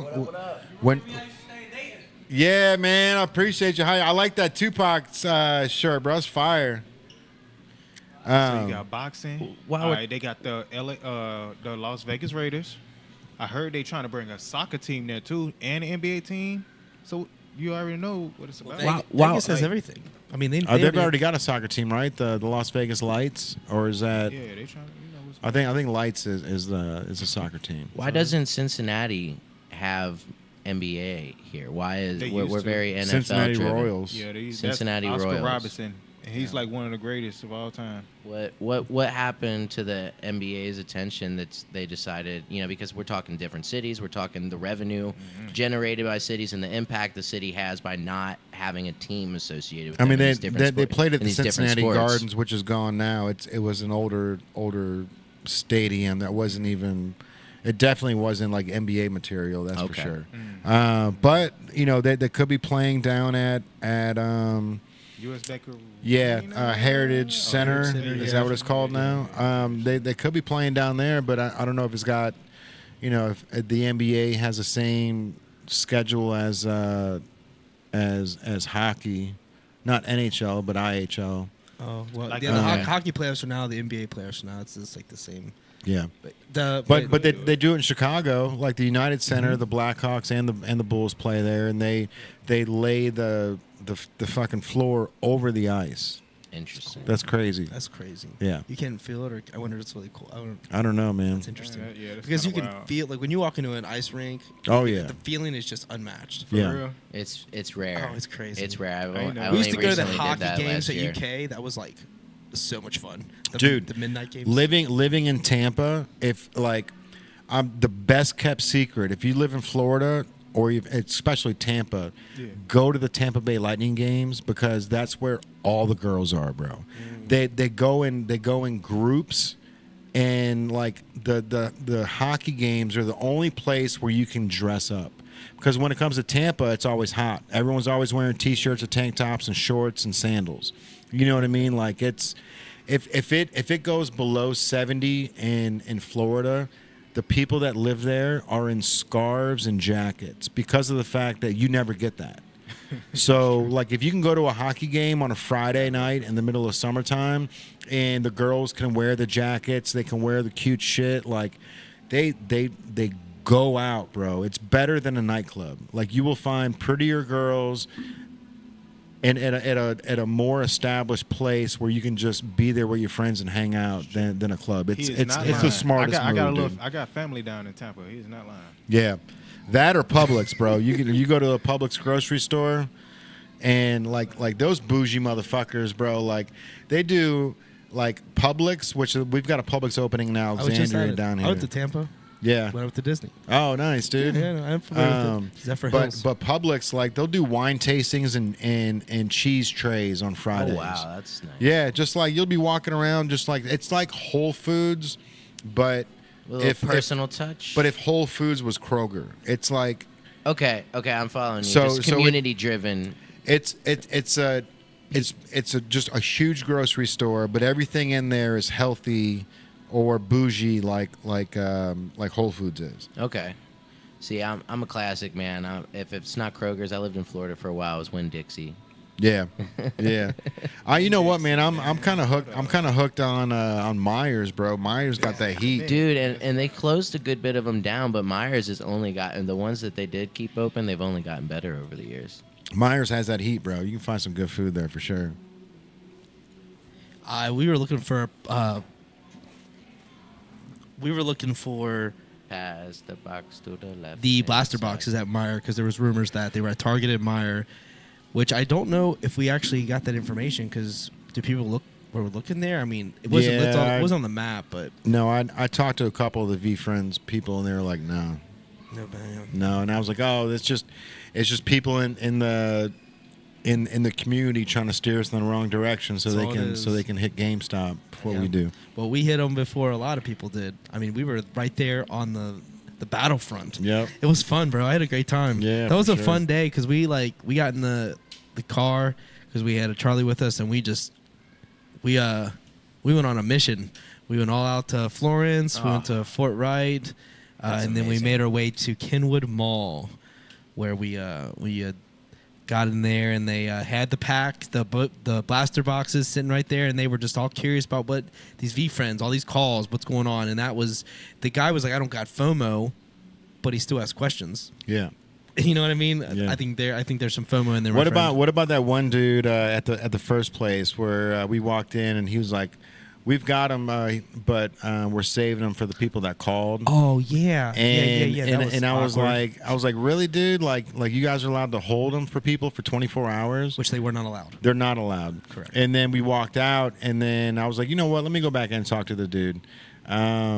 But on the way out, the first time he was like, "What? So what's up with these boxes?" I was like, "Don't worry about it, bro." Yeah, I was so mad. I was I like, "Don't know. worry about it, dude. Yeah, don't don't ask worry. questions. We don't got time to answer." Right. I'm weak as fuck. It was amazing. I'm It weak. was an amazing moment. Yeah. Hell no. It was so funny. Yeah, he was definitely curious. I bet you. He didn't take any of the boxes because some places only got 3. I made Yeah. it to a So- GameStop.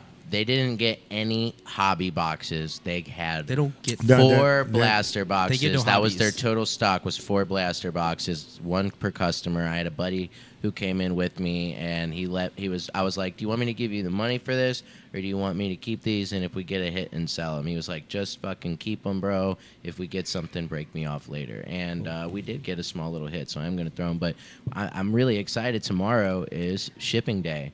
Right, for our Whatnot streams, we sold 2 native T-shirts on Whatnot on the first Monday Madness, and then last night we were talking earlier was a successful stream. So tomorrow being shipping day, the cool thing about Whatnot, something I didn't know, is that they make you ship before you get to collect your money. So tomorrow after we ship, we get to collect. And once we do that, we can consider taking some of it and hitting up that local hobby shop that might still have some floating around for us. Yeah. Again, I highly recommend you to not use a certain day to ship stuff, bro. Get it out that day. Get it out that day. Don't tell these people that Wednesday's shipping day, because if they order something on Thursday, then they're thinking that they're not going to get it till Wednesday. Like, you know, when you do and the last thing you want is any of this stuff sitting around where Tyrell can pick it up and accidentally sell it, or somebody can pick it up and bring it somewhere where Right. it's missing. Like the second that they're sold, it needs to either have a Post-it note on it with the person's name, Yeah. or it goes in a black bag and it's like sealed and ready to ship, bro. Like 100%. No, I just meant wouldn't- tomorrow's the day that we are shipping those things out. But Oh, no, yeah. I appreciate you. Like that's a really. I good- just you staying kept organ- saying Wednesday shipping day, and I don't want no. anybody to think that Yeah.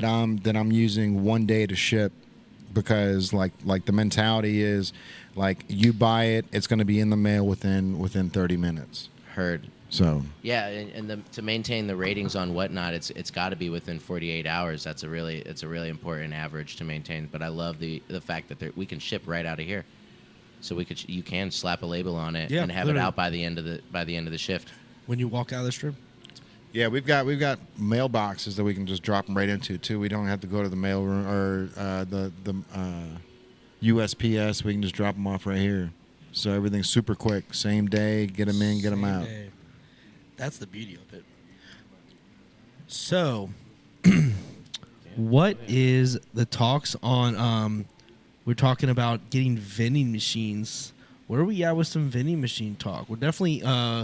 We were. I don't think I've gotten an email back yet from. Yeah, we're excited about that. We've been over the last year or so. We've been talking about vending machines, and it's one of our major goals to have native hats inside vending machines, and I'm really anxious to see what we do with that, because I'd love to work with Gary in some capacity in certain things, and we've talked about getting them involved. You're good. Yeah. But it's really, I think it's really going to be an awesome experience once that goes down, because that is when I'm there at this VeeFriends stuff, I'm thinking, what are we doing that Gary would endorse and be like, hey, you guys are doing, making the right moves based on what I would see where you're at with your business. Because Gary's all about, being decisive. We talk about the decisive duck, getting things done. Don't waste your time. You send out 100 invites, send out 200 invites, send out 300 invites. Don't just stop at 25. As much as we love talking about none, are you shooting your shot? How many times are you shooting your shot? So something like the vending machine shoots your shot at every person in an airport, and every person that's at a public area. So I'm really excited to see what happens when the native machines, you see them in your hometown, and you're walking by it and you're like, hey, I see that. If you get a chance, and we might have a thing where we like hide special stuff in certain hats, and as you get it, you might get something a part of like a start of a scavenger hunt, or maybe an online code where it sends you to a special website where you get first dibs to maybe an NFT or something. You never know. So we're kind of thinking on that front where Easter eggs. And, you know what I mean? Yeah, and the yeah. vending Yeah, machines. we can make little metal cards and put them like right in the fold of the inside of the hat. So when you fold the hat in, it'll be sitting right here, and you won't even see it until you pull the hat out. Once you pull the hat out and go to put it on, you'll see a little metal card right there that'll have a QR code or like some sort of, we were even thinking like maybe we just put $35 in the hat, and like one of these hats are free.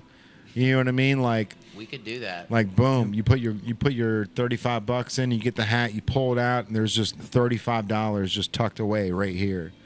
You know what I mean? Like there's different things that cool if you could we've got scan planned a for card it. that was like good for $35 real, like a gift card. Oh, we can figure something out to definitely make it happen. I think that's there. Yeah, it might like a Visa card even or something. Like just having it set, just fucking. I like cash cold right. hard cash, bro. I like cold hard I cash. see. Yeah, that's cool. Yeah. You know what I mean? Just like Jay from the 70s. Tape it onto one of our cards, or whatever, or put it in envelope.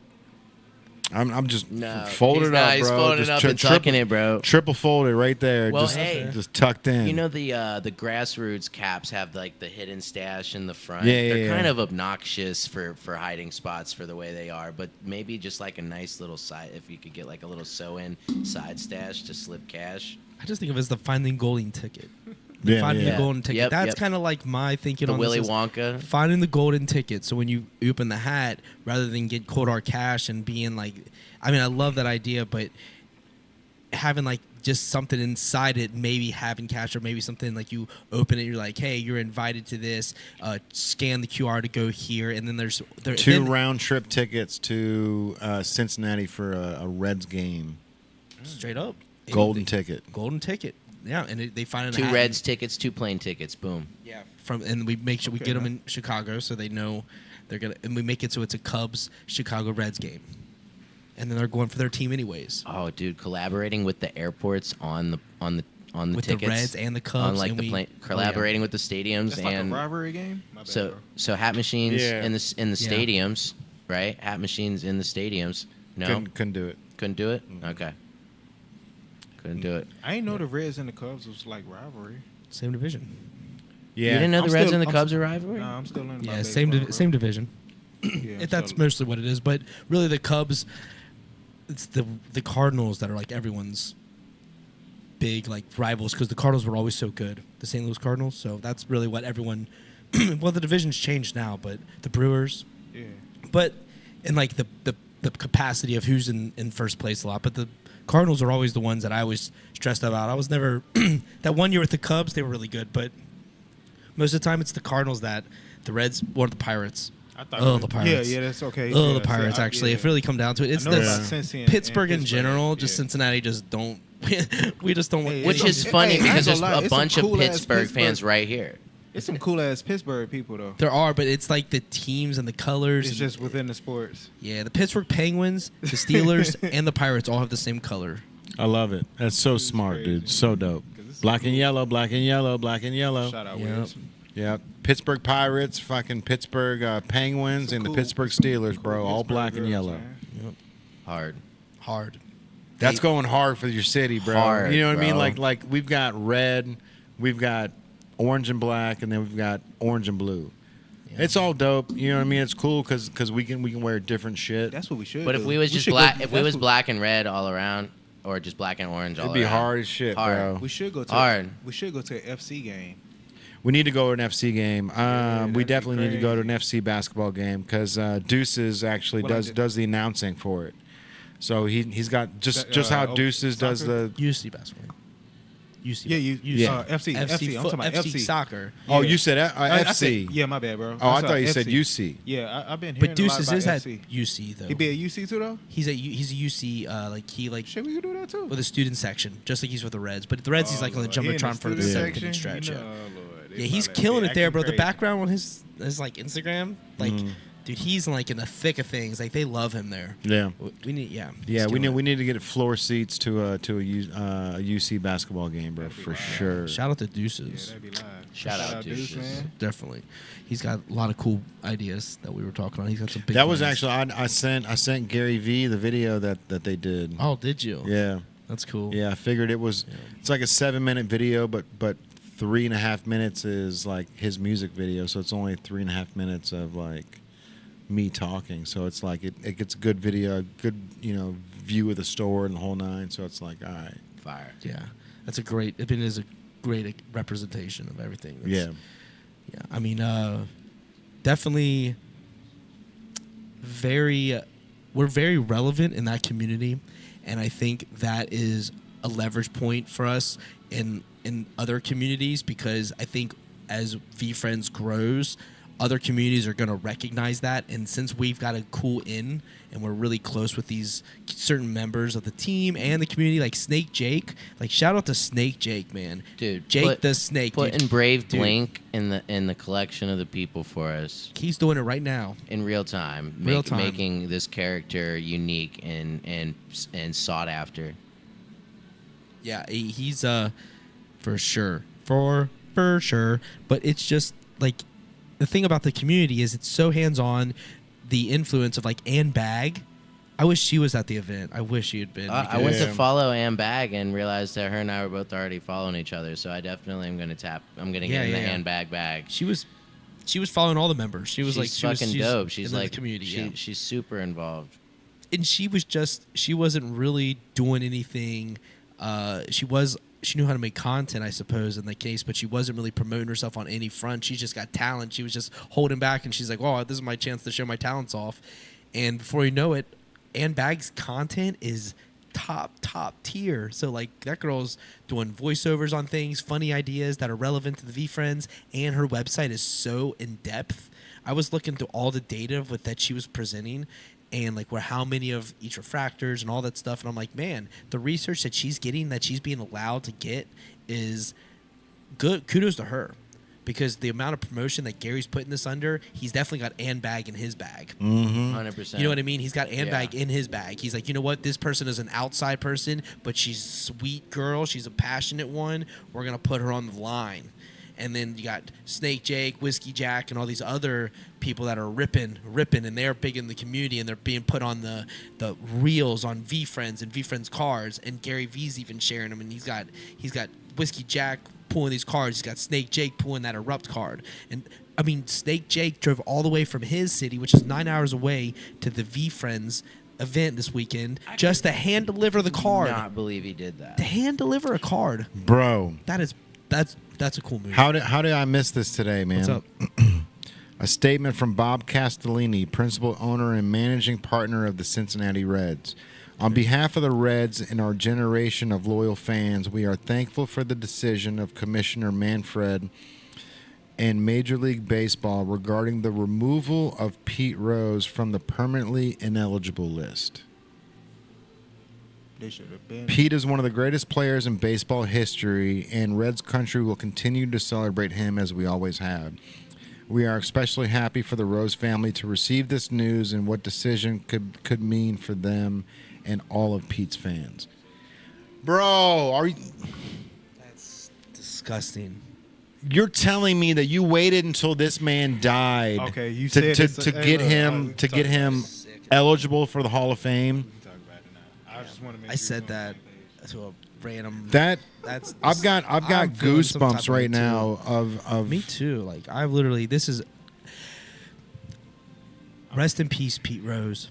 You did not deserve that. Bro, he has You do not put deserve Major this, League man. Baseball on his back for the past 30 years And loved it every step of the way. and fucking loved it. And now after he passes and he said that he doesn't want, like, it's over. Wow. Like I don't even want it. And then when he dies, you guys want to give him his flowers? Yeah, it's disgusting. That's how it is in the rap. This is I don't. That's wild, dude. It's I mean, wild you know decision. what? That You know, is how it is like in he regardless, But like, he's in a different position. Than Like anybody else in the history Pete of Rose people. deserves to be in the Hall of Fame. Seriously, So it was like- this to me is positive news. I hear but it. but it's a sucker move on Major That's League my point. Baseball. It's great for the family and great for everything that the family, obviously everybody is gonna feel some type of way. I can assure you that. But like I think it's just a really sad move to this whole time you could have been doing that, but you were just making an example of someone, and when they pass, you're like, oh, well, it didn't matter now. He can be in. Family, you guys can have your flowers. He didn't, because he doesn't actually get them. And I'm happy for it, but at the same time, I just think it's really disgusting behavior. I'm gonna make a shirt that says, make "I sense, guarantee make it you, look when I die, these dumb motherfuckers are gonna elect me into the Hall of Fame, Pete Rose," and then just have a, you know what I mean? Do Looking some down, shirt. throwing the birds up. to Yeah, him. bro. He's just looking down. grabbing his cock. Yeah. You know what I mean? That Yeah. one. Because I And- just think it's wrong. They had Right. years of opportunity to put him in. Crazy, bro. Years of opportunity, but when he dies, we feel some type of way Why? now. Why? Why would? Gambling. He bet on Threads. He bet on the Reds to win, though. Yeah. That's the thing that doesn't make sense. Like Same. if you're betting on your team to lose, and you guys lose, I get it. But if you're betting on your team to win, And you play your heart out. And, that's and just win? fucking Like, extra baller motivation. status. I'm really bro. confused. Yeah, I was like, extra what? motivation, goddamn. That's like, baller you- status. No, you bet Which- on them to lose, and you shave points. You fucking you make Oh, them yeah, fall. listen what the Take a case fall. happened. You take a fall. Which okay, so we got a couple minutes left. Let's talk about this. Did you guys see Draymond Green at the end of the game last night, where they were down by what 8, and somebody hit the 3. And Draymond Green goes, "That's okay. That's okay. It's 5.5." Talking about the point spread, That's funny. and then they inbound the ball, no foul. So now they're down. They're down by 5. They don't foul. They lose the game because they didn't foul. But like, it just goes to show that what is going on. Like this is an NBA playoff. Like, you know, you guys just cut the deficit from 8 to 5, and now instead of fouling the guy to put him on the line to try to get another 8 seconds to score another 3 and get a foul, you don't foul him. You just let the time run out. You lose the game by 5 points, but you cover the spread. So he just asked you earlier. Did you hear all that? Yes. He just asked you earlier if you thought that, you know what, man. That the lottery. The lottery. Yeah, That's I different. asked him if the lottery was rigged, but This is not rigged. This would just be- this is something a different. difference. This was He's talking this about the point was- spread, and Draymond Green was the 3 was shit, and there was not enough of the spread based on how much. It once they hit the 3, it covered the spread. So Draymond Green goes, that's okay. It's 5.5. But now they're only down by 5, so the spread is covered. So what Draymond Green's team should do is foul the second that they inbound the ball, because they're only down by 5 now, right? Right. You foul him, you put him at the line, he hits 1 out of 2 free throws, That makes it and 6. it puts it over the spread now. But then you get the ball back to try to score again. But instead of fouling, they just let the time run out, and they cover the spread. I mean, I wouldn't say that's because I wouldn't say the NBA is rigged on that. I would say he just knows information. Well, let's. I mean, it's not hard information to know the spread of the game. Exactly, But and the he fact that no one, like, there's 6 seconds left, you're down by 5. And nobody fouls, no one does anything. Like, they just let the dude just dribble down the court and run the timeout. So how would you discipline him? How would I discipline the whole team? The whole situation in that situation. If you saw that happen in real time and you had money on it, what would you say? Dre, you cannot say 5.5 in front of Shut your mouth. live TV. Fair. Shut the Yeah. fuck up. He says whatever he wants. Well, though. yeah, I mean, For sure. He doesn't sports give a is a big industry, makes a lot of money with the tickets, the memorabilia, etc. It's Now, but then entertainment. the entertainment It is aspect of it. But yeah. then there's the whole other side of it, which is people that are outside of the game and inside of the game gambling on the actual match itself. So then that's a different area of the entertainment industry that they're basically double dipping in. Right, so now you can double dip and make your money on all the things you make, on all your jerseys, on all the ticket sales, right? On all the now we've monetized content in so many ways, right? Luka But has new then jersey. on the back end, betting on the game, and you're saying that somebody basically announced on TV their spread, which is like something you would gamble on very specifically in an app or in a back or in something more underground, but even it's become popular to gamble on the apps, right? Oh, yeah. So somebody could, as a player, try to push the match in a certain direction, and then tell their buddy, like, "Hey, this is the fucking spread we're going for." Right. They were going for it. He was mic'd up. They're all mic'd up. No, he wasn't. He wasn't mic'd up, but he was as soon as you know. You can hear the players talk. I'll pull it up. He doesn't have to be mic'd up for him to hear what you're saying. Bro, I did you guys see a picture of Diddy? Did you guys see a picture of what Diddy looks like? No. Straight gray hair, bro. I heard what's going on with Straight gray hair. They said that I heard some crazy stuff about it. Oh, that whole situation right now, she's testifying. Cassie. Yeah, but it's some stuff about her that. Yeah, We some gonna talk some about this dude off peed camera. in her mouth. That shit Yeah. was crazy. All right, fuck it, you're right, Yeah, we heard about that for sure. It's fucked up. And yeah, but we can talk about it off camera.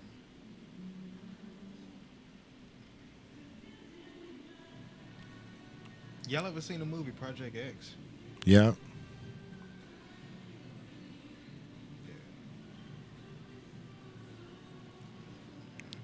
Trent. AI says Draymond Green's facing accusations, particularly on social media, after mentioning the point spread of the 5.5 to his Golden State Warriors teammates during the game against the Minnesota Timberwolves.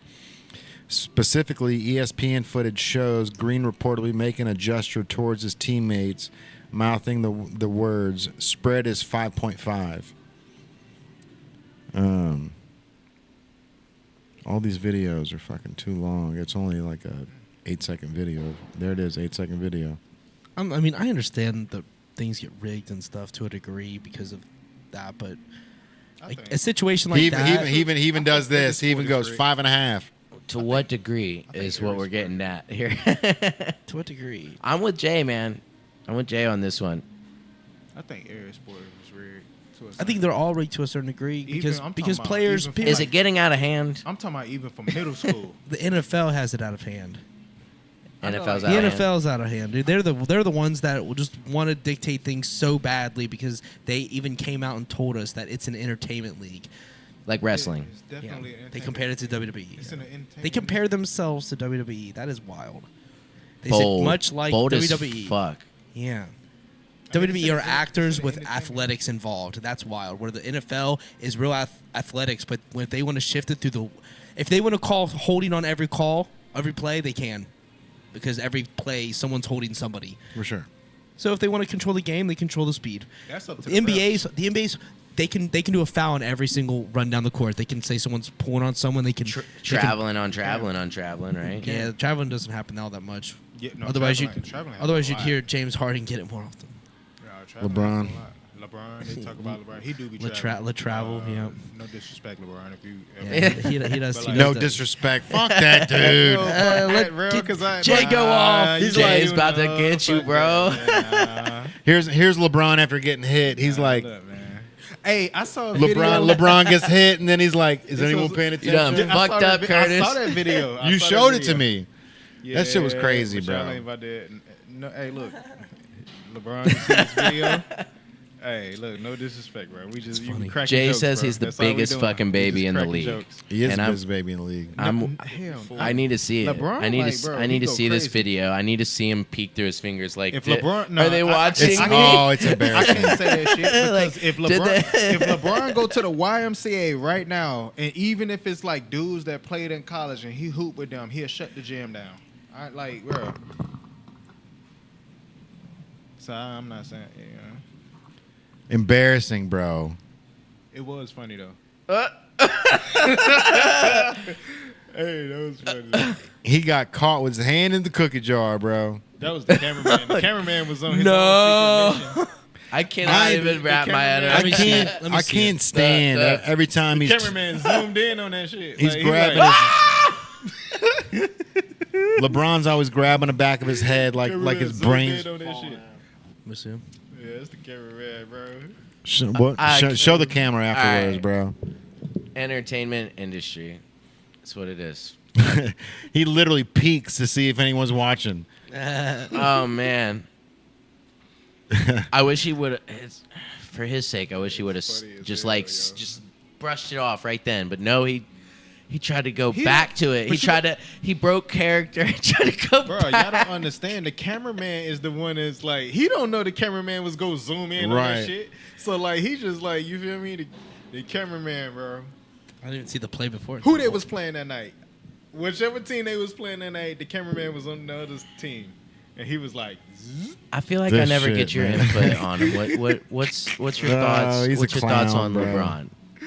I think Bro, LeBron, LeBron one of the is- greatest players to ever play the Yeah, game, bro. I LeBron- don't care what LeBron- nobody say. Yeah, He's he one, try- bro. he He, travels sometimes. he's Some the people he's say the he greatest fly, but he's one clown. of the greatest. He's Bruh. I think he's one the of greatest clown fucking to never players. jump out of a car with 16 other clowns. He's played Bruh. 2 different careers in one career, But yeah, hey, look, check it out. just like Kobe. Kobe had 2 different careers in one career. Kobe, man. I think Rest in LeBron peace, is. man. I think Kobe, LeBron's. All right, here we go. Here he's we probably go. the GOAT. Here we go. GOAT, yeah.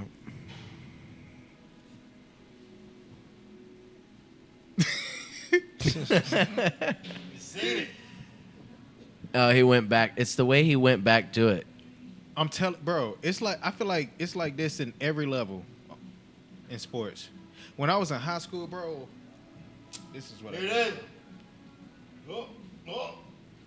When I was in high I school, don't even know what Clown. that proves, actually, but it's not really compelling evidence that he is a flopper or a traveler. Oh, and But I have and seen him the travel. other 7,000 Are you fucking saying he was flops just on- trying to? He was just trying to regain bro, sight. I'm Like gonna maybe give you the some- light I'm was I gonna was bright. give you saying some he real was shit just right now. looking in the direction the guy was Since we facing the on the- camera on on this him. discussion. Sometimes you look places and the camera goes on your face. I'm gonna give you some. Yeah, real after you flop though. Hey, bro, I'm gonna give you I some didn't real see a shit flop. right I now. didn't. He's already on the ground. All right, let me pull up the whole video. Show me the play.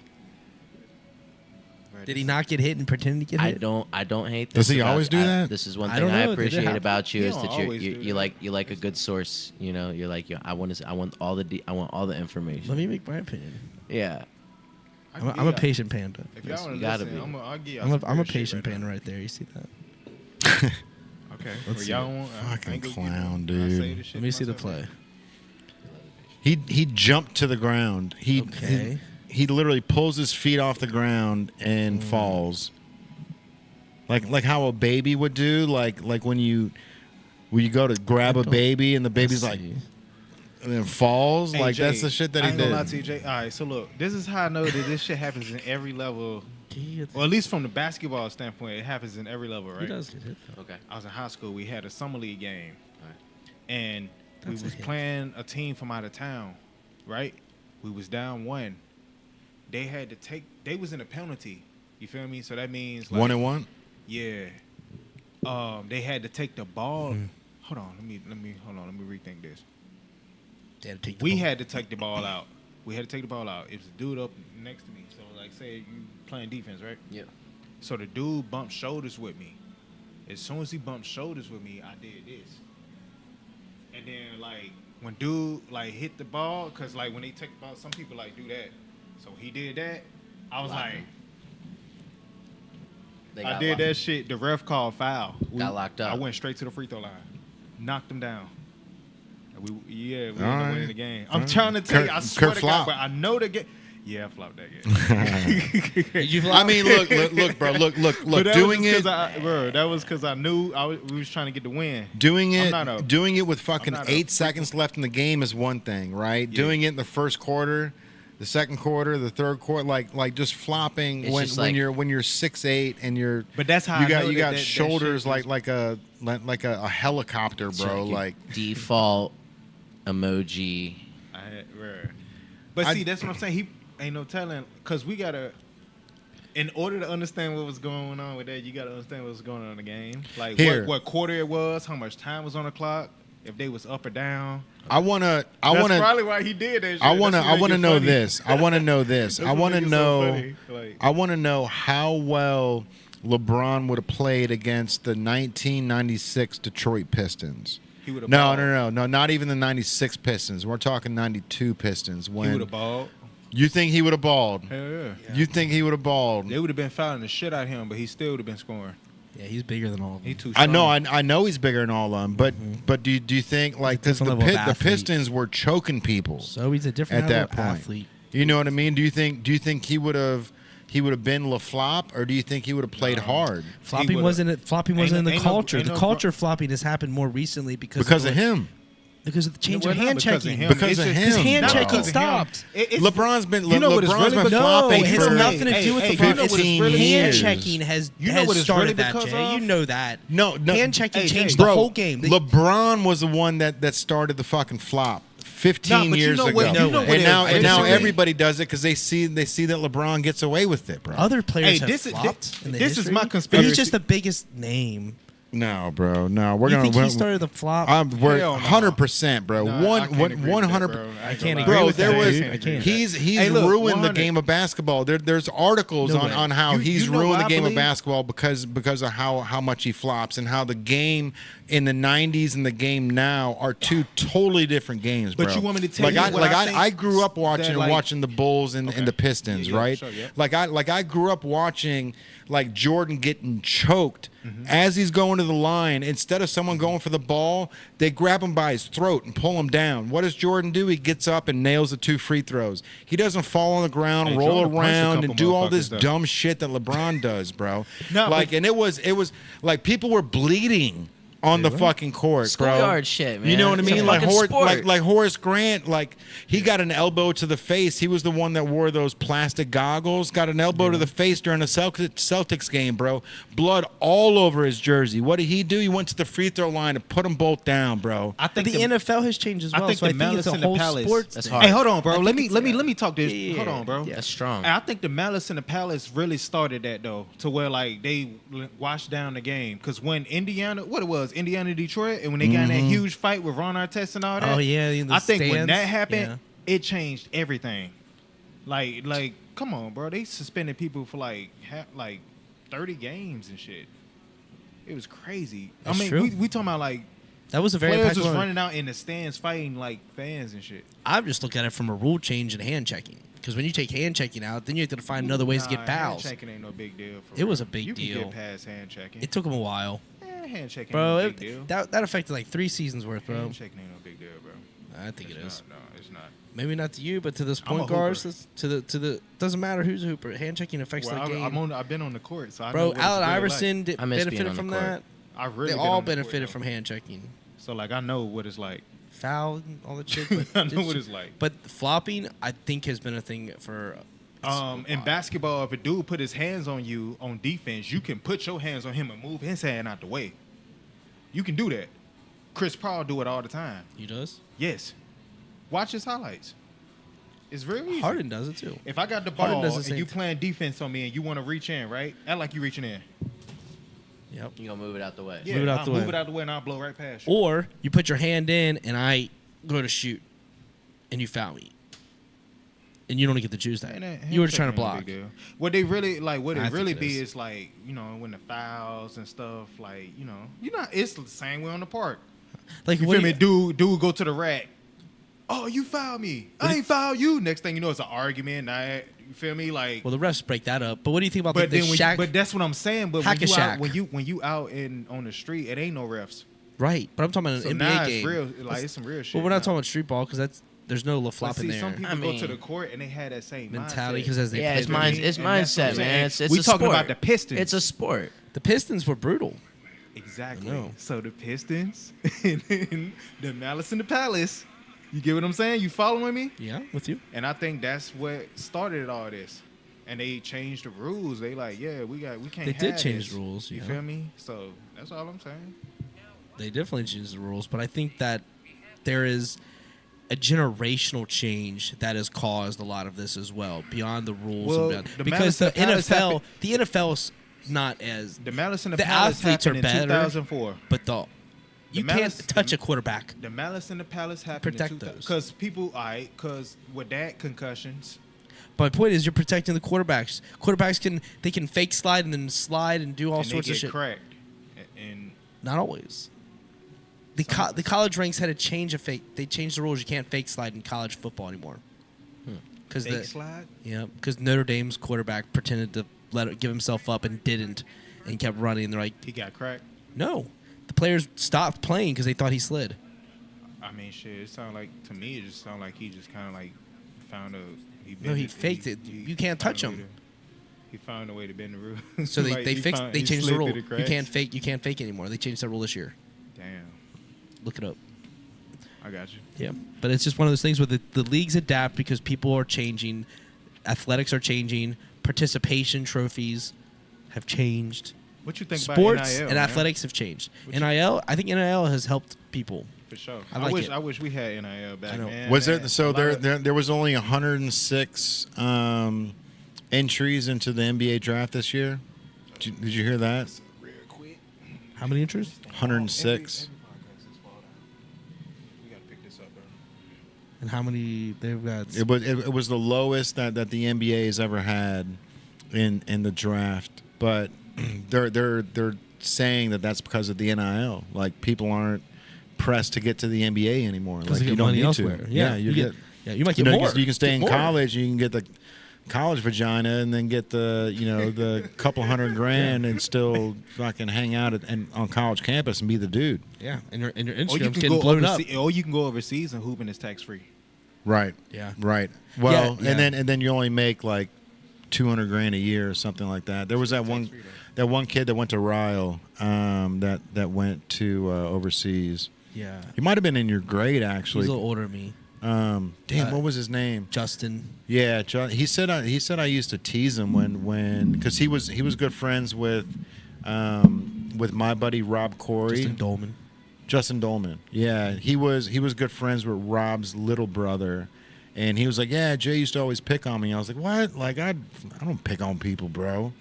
You know what I mean? But the kid's huge now. Yeah, he's huge. He was He put pretty the successful. inspiration in on that. You mentioned the international. It's interesting too. I met one of the guys that comes to the store sometime. He bought that Kobe shirt, He plays for the Shanghai Knights, so Oh, he dope. plays international basketball. And he was explaining to me, he's 22 and he's been playing international since he was 16. That's crazy. His start was 16. He's like, yeah, man, I'm get to do it, and it's really cool, and like I'm very blessed. And he's like, I was like, so why don't you go for the NBA or some kind of G League? Whatever. He's like, man, he's like, I get plenty of financially. I'm doing just fine with Shanghai. That's a really great league. He's like, and there's also no like internal politics. Yeah. Because in the NBA, he's like they kind of like think about how you like even like your warm ups. They care about how you're doing on the court, what you're looking like, what you're like, how you even walk and carry yourself, and how you talk to the media. That's how you get the big paycheck. Right. And then all these, there's tons of athletes all on the sidelines not performing that are more athletic than you, but they are not the guy.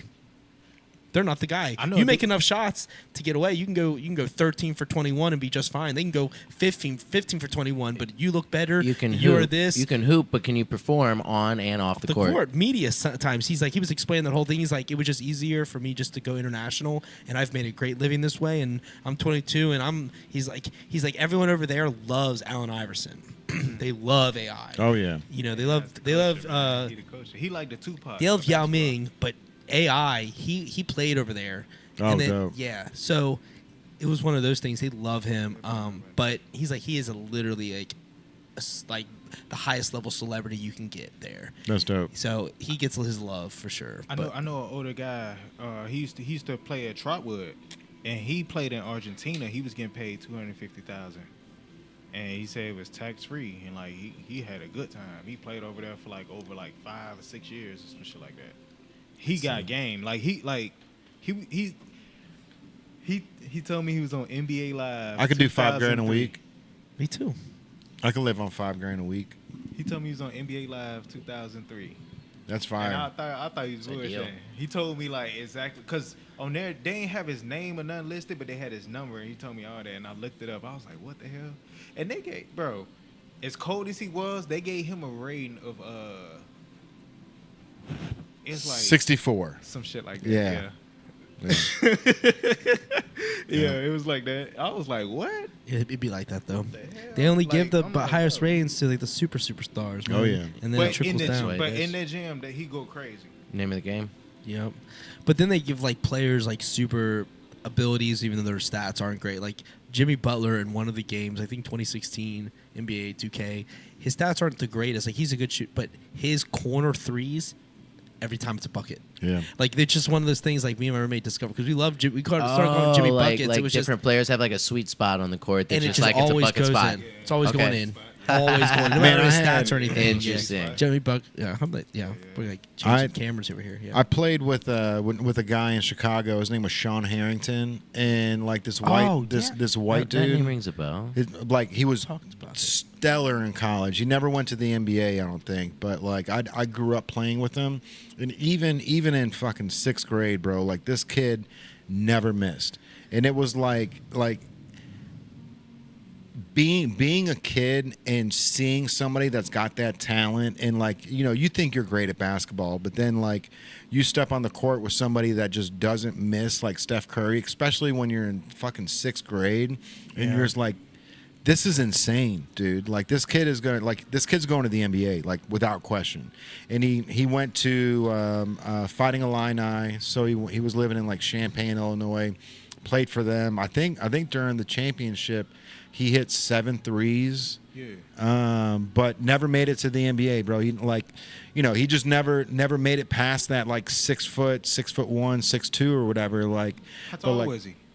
I think he probably only ended up being 6 foot tall. Yeah. Like when when it was all said and done. But like I was already living in Kentucky by the time he was in college, and He I could shoot though. bro, But see, like like, nobody I've all ever right, seen. It was automatic. It was like I don't understand. Yeah, but it's like, man. So quick, bro. I know, but to So get to quick, and it's buckets every single time. to get to the league, it's Buckets gonna be a every little bit of single politics, and on top of that, him being 6 foot, the coaches really don't think about you scoring, Right. Because they know a lot of players can score. Like y'all ever heard about the kid that scored 138 points? Mm-mm. He played D3. Oh, maybe. He Maybe. scored, this was a long time ago, probably like No, maybe I wanna not say, like, then. Yeah, bro. The coaches know that you can score. You in the game to score baskets. If you can't score a goddamn basket, you shouldn't be playing basketball. Period. That is the name of the game. You know what I'm saying? That's the name of the game. But like, they really be looking at like how you be on defense, how you can get rebounds, if you can like your court vision. Yeah, yeah. Stuff You like can't be that. cherry picking to get in the NBA. That's for sure. You only go get so far with that. Yeah. You can get away with that in college. All right, you can go to the league because you got to think everything. All right, you in high school, right? So you got all these high schoolers that can hoop. Then you go to college, it narrow down. You feel me? They all Now can you got hoop. all these college, all hoop. all these players that can hoop, and they, you feel me? The skill, it's like they skills sharpen. Now it's time for the pros. This is a whole different level. You said Gary Vee was an alien? He definitely got some powers. The people in the pros are like aliens. Why you like? How the hell you think Victor aliens, for Wembanyama got sure. his ass to San Antonio? Wemby's definitely an alien. Exactly. Like So I the ain't got nothing else to say. Monstar. The Monstar. They have superpowers, man. We folk out here all have powers. Shit ain't no game. Some are super, some are medium, some are lower that they're working on elevation. But some people are up there elevating. Sometimes it's Wemby's just- elevating. sometimes Gary You Vee's can, elevating. you can Sometimes it's stuff cultivate. you can't You can have cultivate talent. power. You can cultivate more. Energy. Everyone loves Um, Allen Iverson. Like AI, man, he changed the game too. he changed the game, but like it was also like the media that helped AI too. I'm True. gonna keep it 100, and I'm an We AI talking fan. about This practice. This tattoo is because of Allen Iverson. You feel me? Yeah, it's because of the media. Like he balled. Everybody like he played football. He was good as hell in football. Could have been like Lamar Jackson, for real, for real. Mike Vick played basketball. Then he got in trouble with the whole bowling alley incident. You feel me? But that kind of like helped him for real. I gotta pee, bro. I thought we were gonna be able to wrap. We're this about to up. wrap I was it up. I was All right, actually let's going wrap to it up. say for We the can sake talk about of this. We for can the talk sake about of wrap up, what are some things we want to make sure that we promote before we end this thing? Yeah, man. I want to just say huge shout out to KY Honey and Jules from Jules and the Ghouls. We had a great Beyond the Stage last week. Then we met Gary Vee. It was an incredible weekend right here. Jay. So we had an incredible weekend. Shout out to VeeFriends community and team. Shout out to Gary Vee. Shout out to Jake Snake. Shout out to everybody. There was a great time. But we're really excited about what's to come for this summer season and then going into the fall at Native Brand. We got a bunch of stuff coming your way. And we're gonna excited to see the VeeFriends in Chicago. So we're gonna see that when we get there for the national. So Yeah, I hope we're able to make it, man. That's gonna be tough to do with it being on the weekend and having the store here. So we're gonna have to try to figure that out. yeah, that's 4 days. It would be cool to make. It goes Wednesday, Thursday, Friday. It's like 4 days, I believe, or Saturday. It's a 4-day event. Yeah. We'll try to figure it out. It'd be really cool just to be there because they say that's gonna be the most exposure to Gary that For sure. that you can get. So I think it's gonna be harder to reach Gary at Now. that event than it was on Saturday. for yeah, sure. yeah, that's fair. That's fair. But we are But- we are in the community now. Right, so- which is the good thing. So it's like we don't like if we go to the card convention, like we necessarily don't have to tap into Gary. Like we've got Tyler and Court and Yeah. Rips and all these other people that we've met as well Yeah. that are part of the VeeFriends. But I'm sure we can get in the same room with him for a few minutes. I'm sure that could happen. Yeah, for sure. Yeah, but it's just exciting to see that we have a little bit of there's a little bit of momentum for us that's Absolutely, happening. The man. momentum we have right now with that is it's pretty incredible And to we're see. just gonna keep going. Yeah, And we are. Like we're not stopping now. If I love when you say Gary's not stopping anytime soon. He's gonna own the Jets. We're not stopping anytime soon either. We're gonna have multiple studios, multiple venues. We're gonna have multiple stores for Native. This is we're going national. Then we're going global. If we don't do it, it doesn't even have to be in that order necessarily. So thank you guys for having me on Yeah, the journey with of course. Native, and shout out to VeeFriends. That was definitely an amazing experience. So, I mean, at this point, I think that it's just a matter of putting one foot in front of the other, and like you said, taking the momentum that we have and just fucking running with it, man. For sure. Appreciate you guys being on. Courtside Kurt, Courtside Kurt. John G. Appreciate y'all. And we are out of here, my Sure, friend. man. Sure. Yes, sir. Jay Banks in the Appreciate building. it. We'll see you, Appreciate y'all. see you Yeah, next we week out. on the Appreciate y'all. PowWow. Yeah, See you we'll next see- week on the PowWow. See you next week on See Monday y'all Madness. Next time, y'all. All right. Yes, sir. It's going to wrap up another episode. We might be back tomorrow on another VeeFriends stream on Whatnot. So if you guys haven't yet, download Whatnot on your iPhone, Android, whatever you need. We've got a 10% off code that we can send you guys or $10 where you guys can get $10 off your first purchase. So sorry about that. So you can get $10 off your first purchase on whatever it is. It doesn't have to be native. It could be sports cards. It could be gold, silver, vintage stuff, shoes. They've got all kind of stuff on Whatnot. So Yeah, it's an amazing app. yeah, it really is, man. And we're going to be so Whatnot's contacted us about selling the Hypercolor shirts on their stream. So we're setting that up within the week or two. Where we're going to be dropping 100 Hypercolor shirts on Whatnot. They're going to help Yes. promote it the whole nine. So Hypercolor stay on tuned for Whatnot. that. Let's fucking go. Yeah. All right, everybody. We'll see you next Tuesday. If you guys want to be a part of the podcast or tap in, get a hold of one of us and we can get you scheduled. Till then, it was your boy Jay Banks. Hey, hi. Hey, we're JG. out of here. Appreciate y'all. See you, fellas. We out here. Later.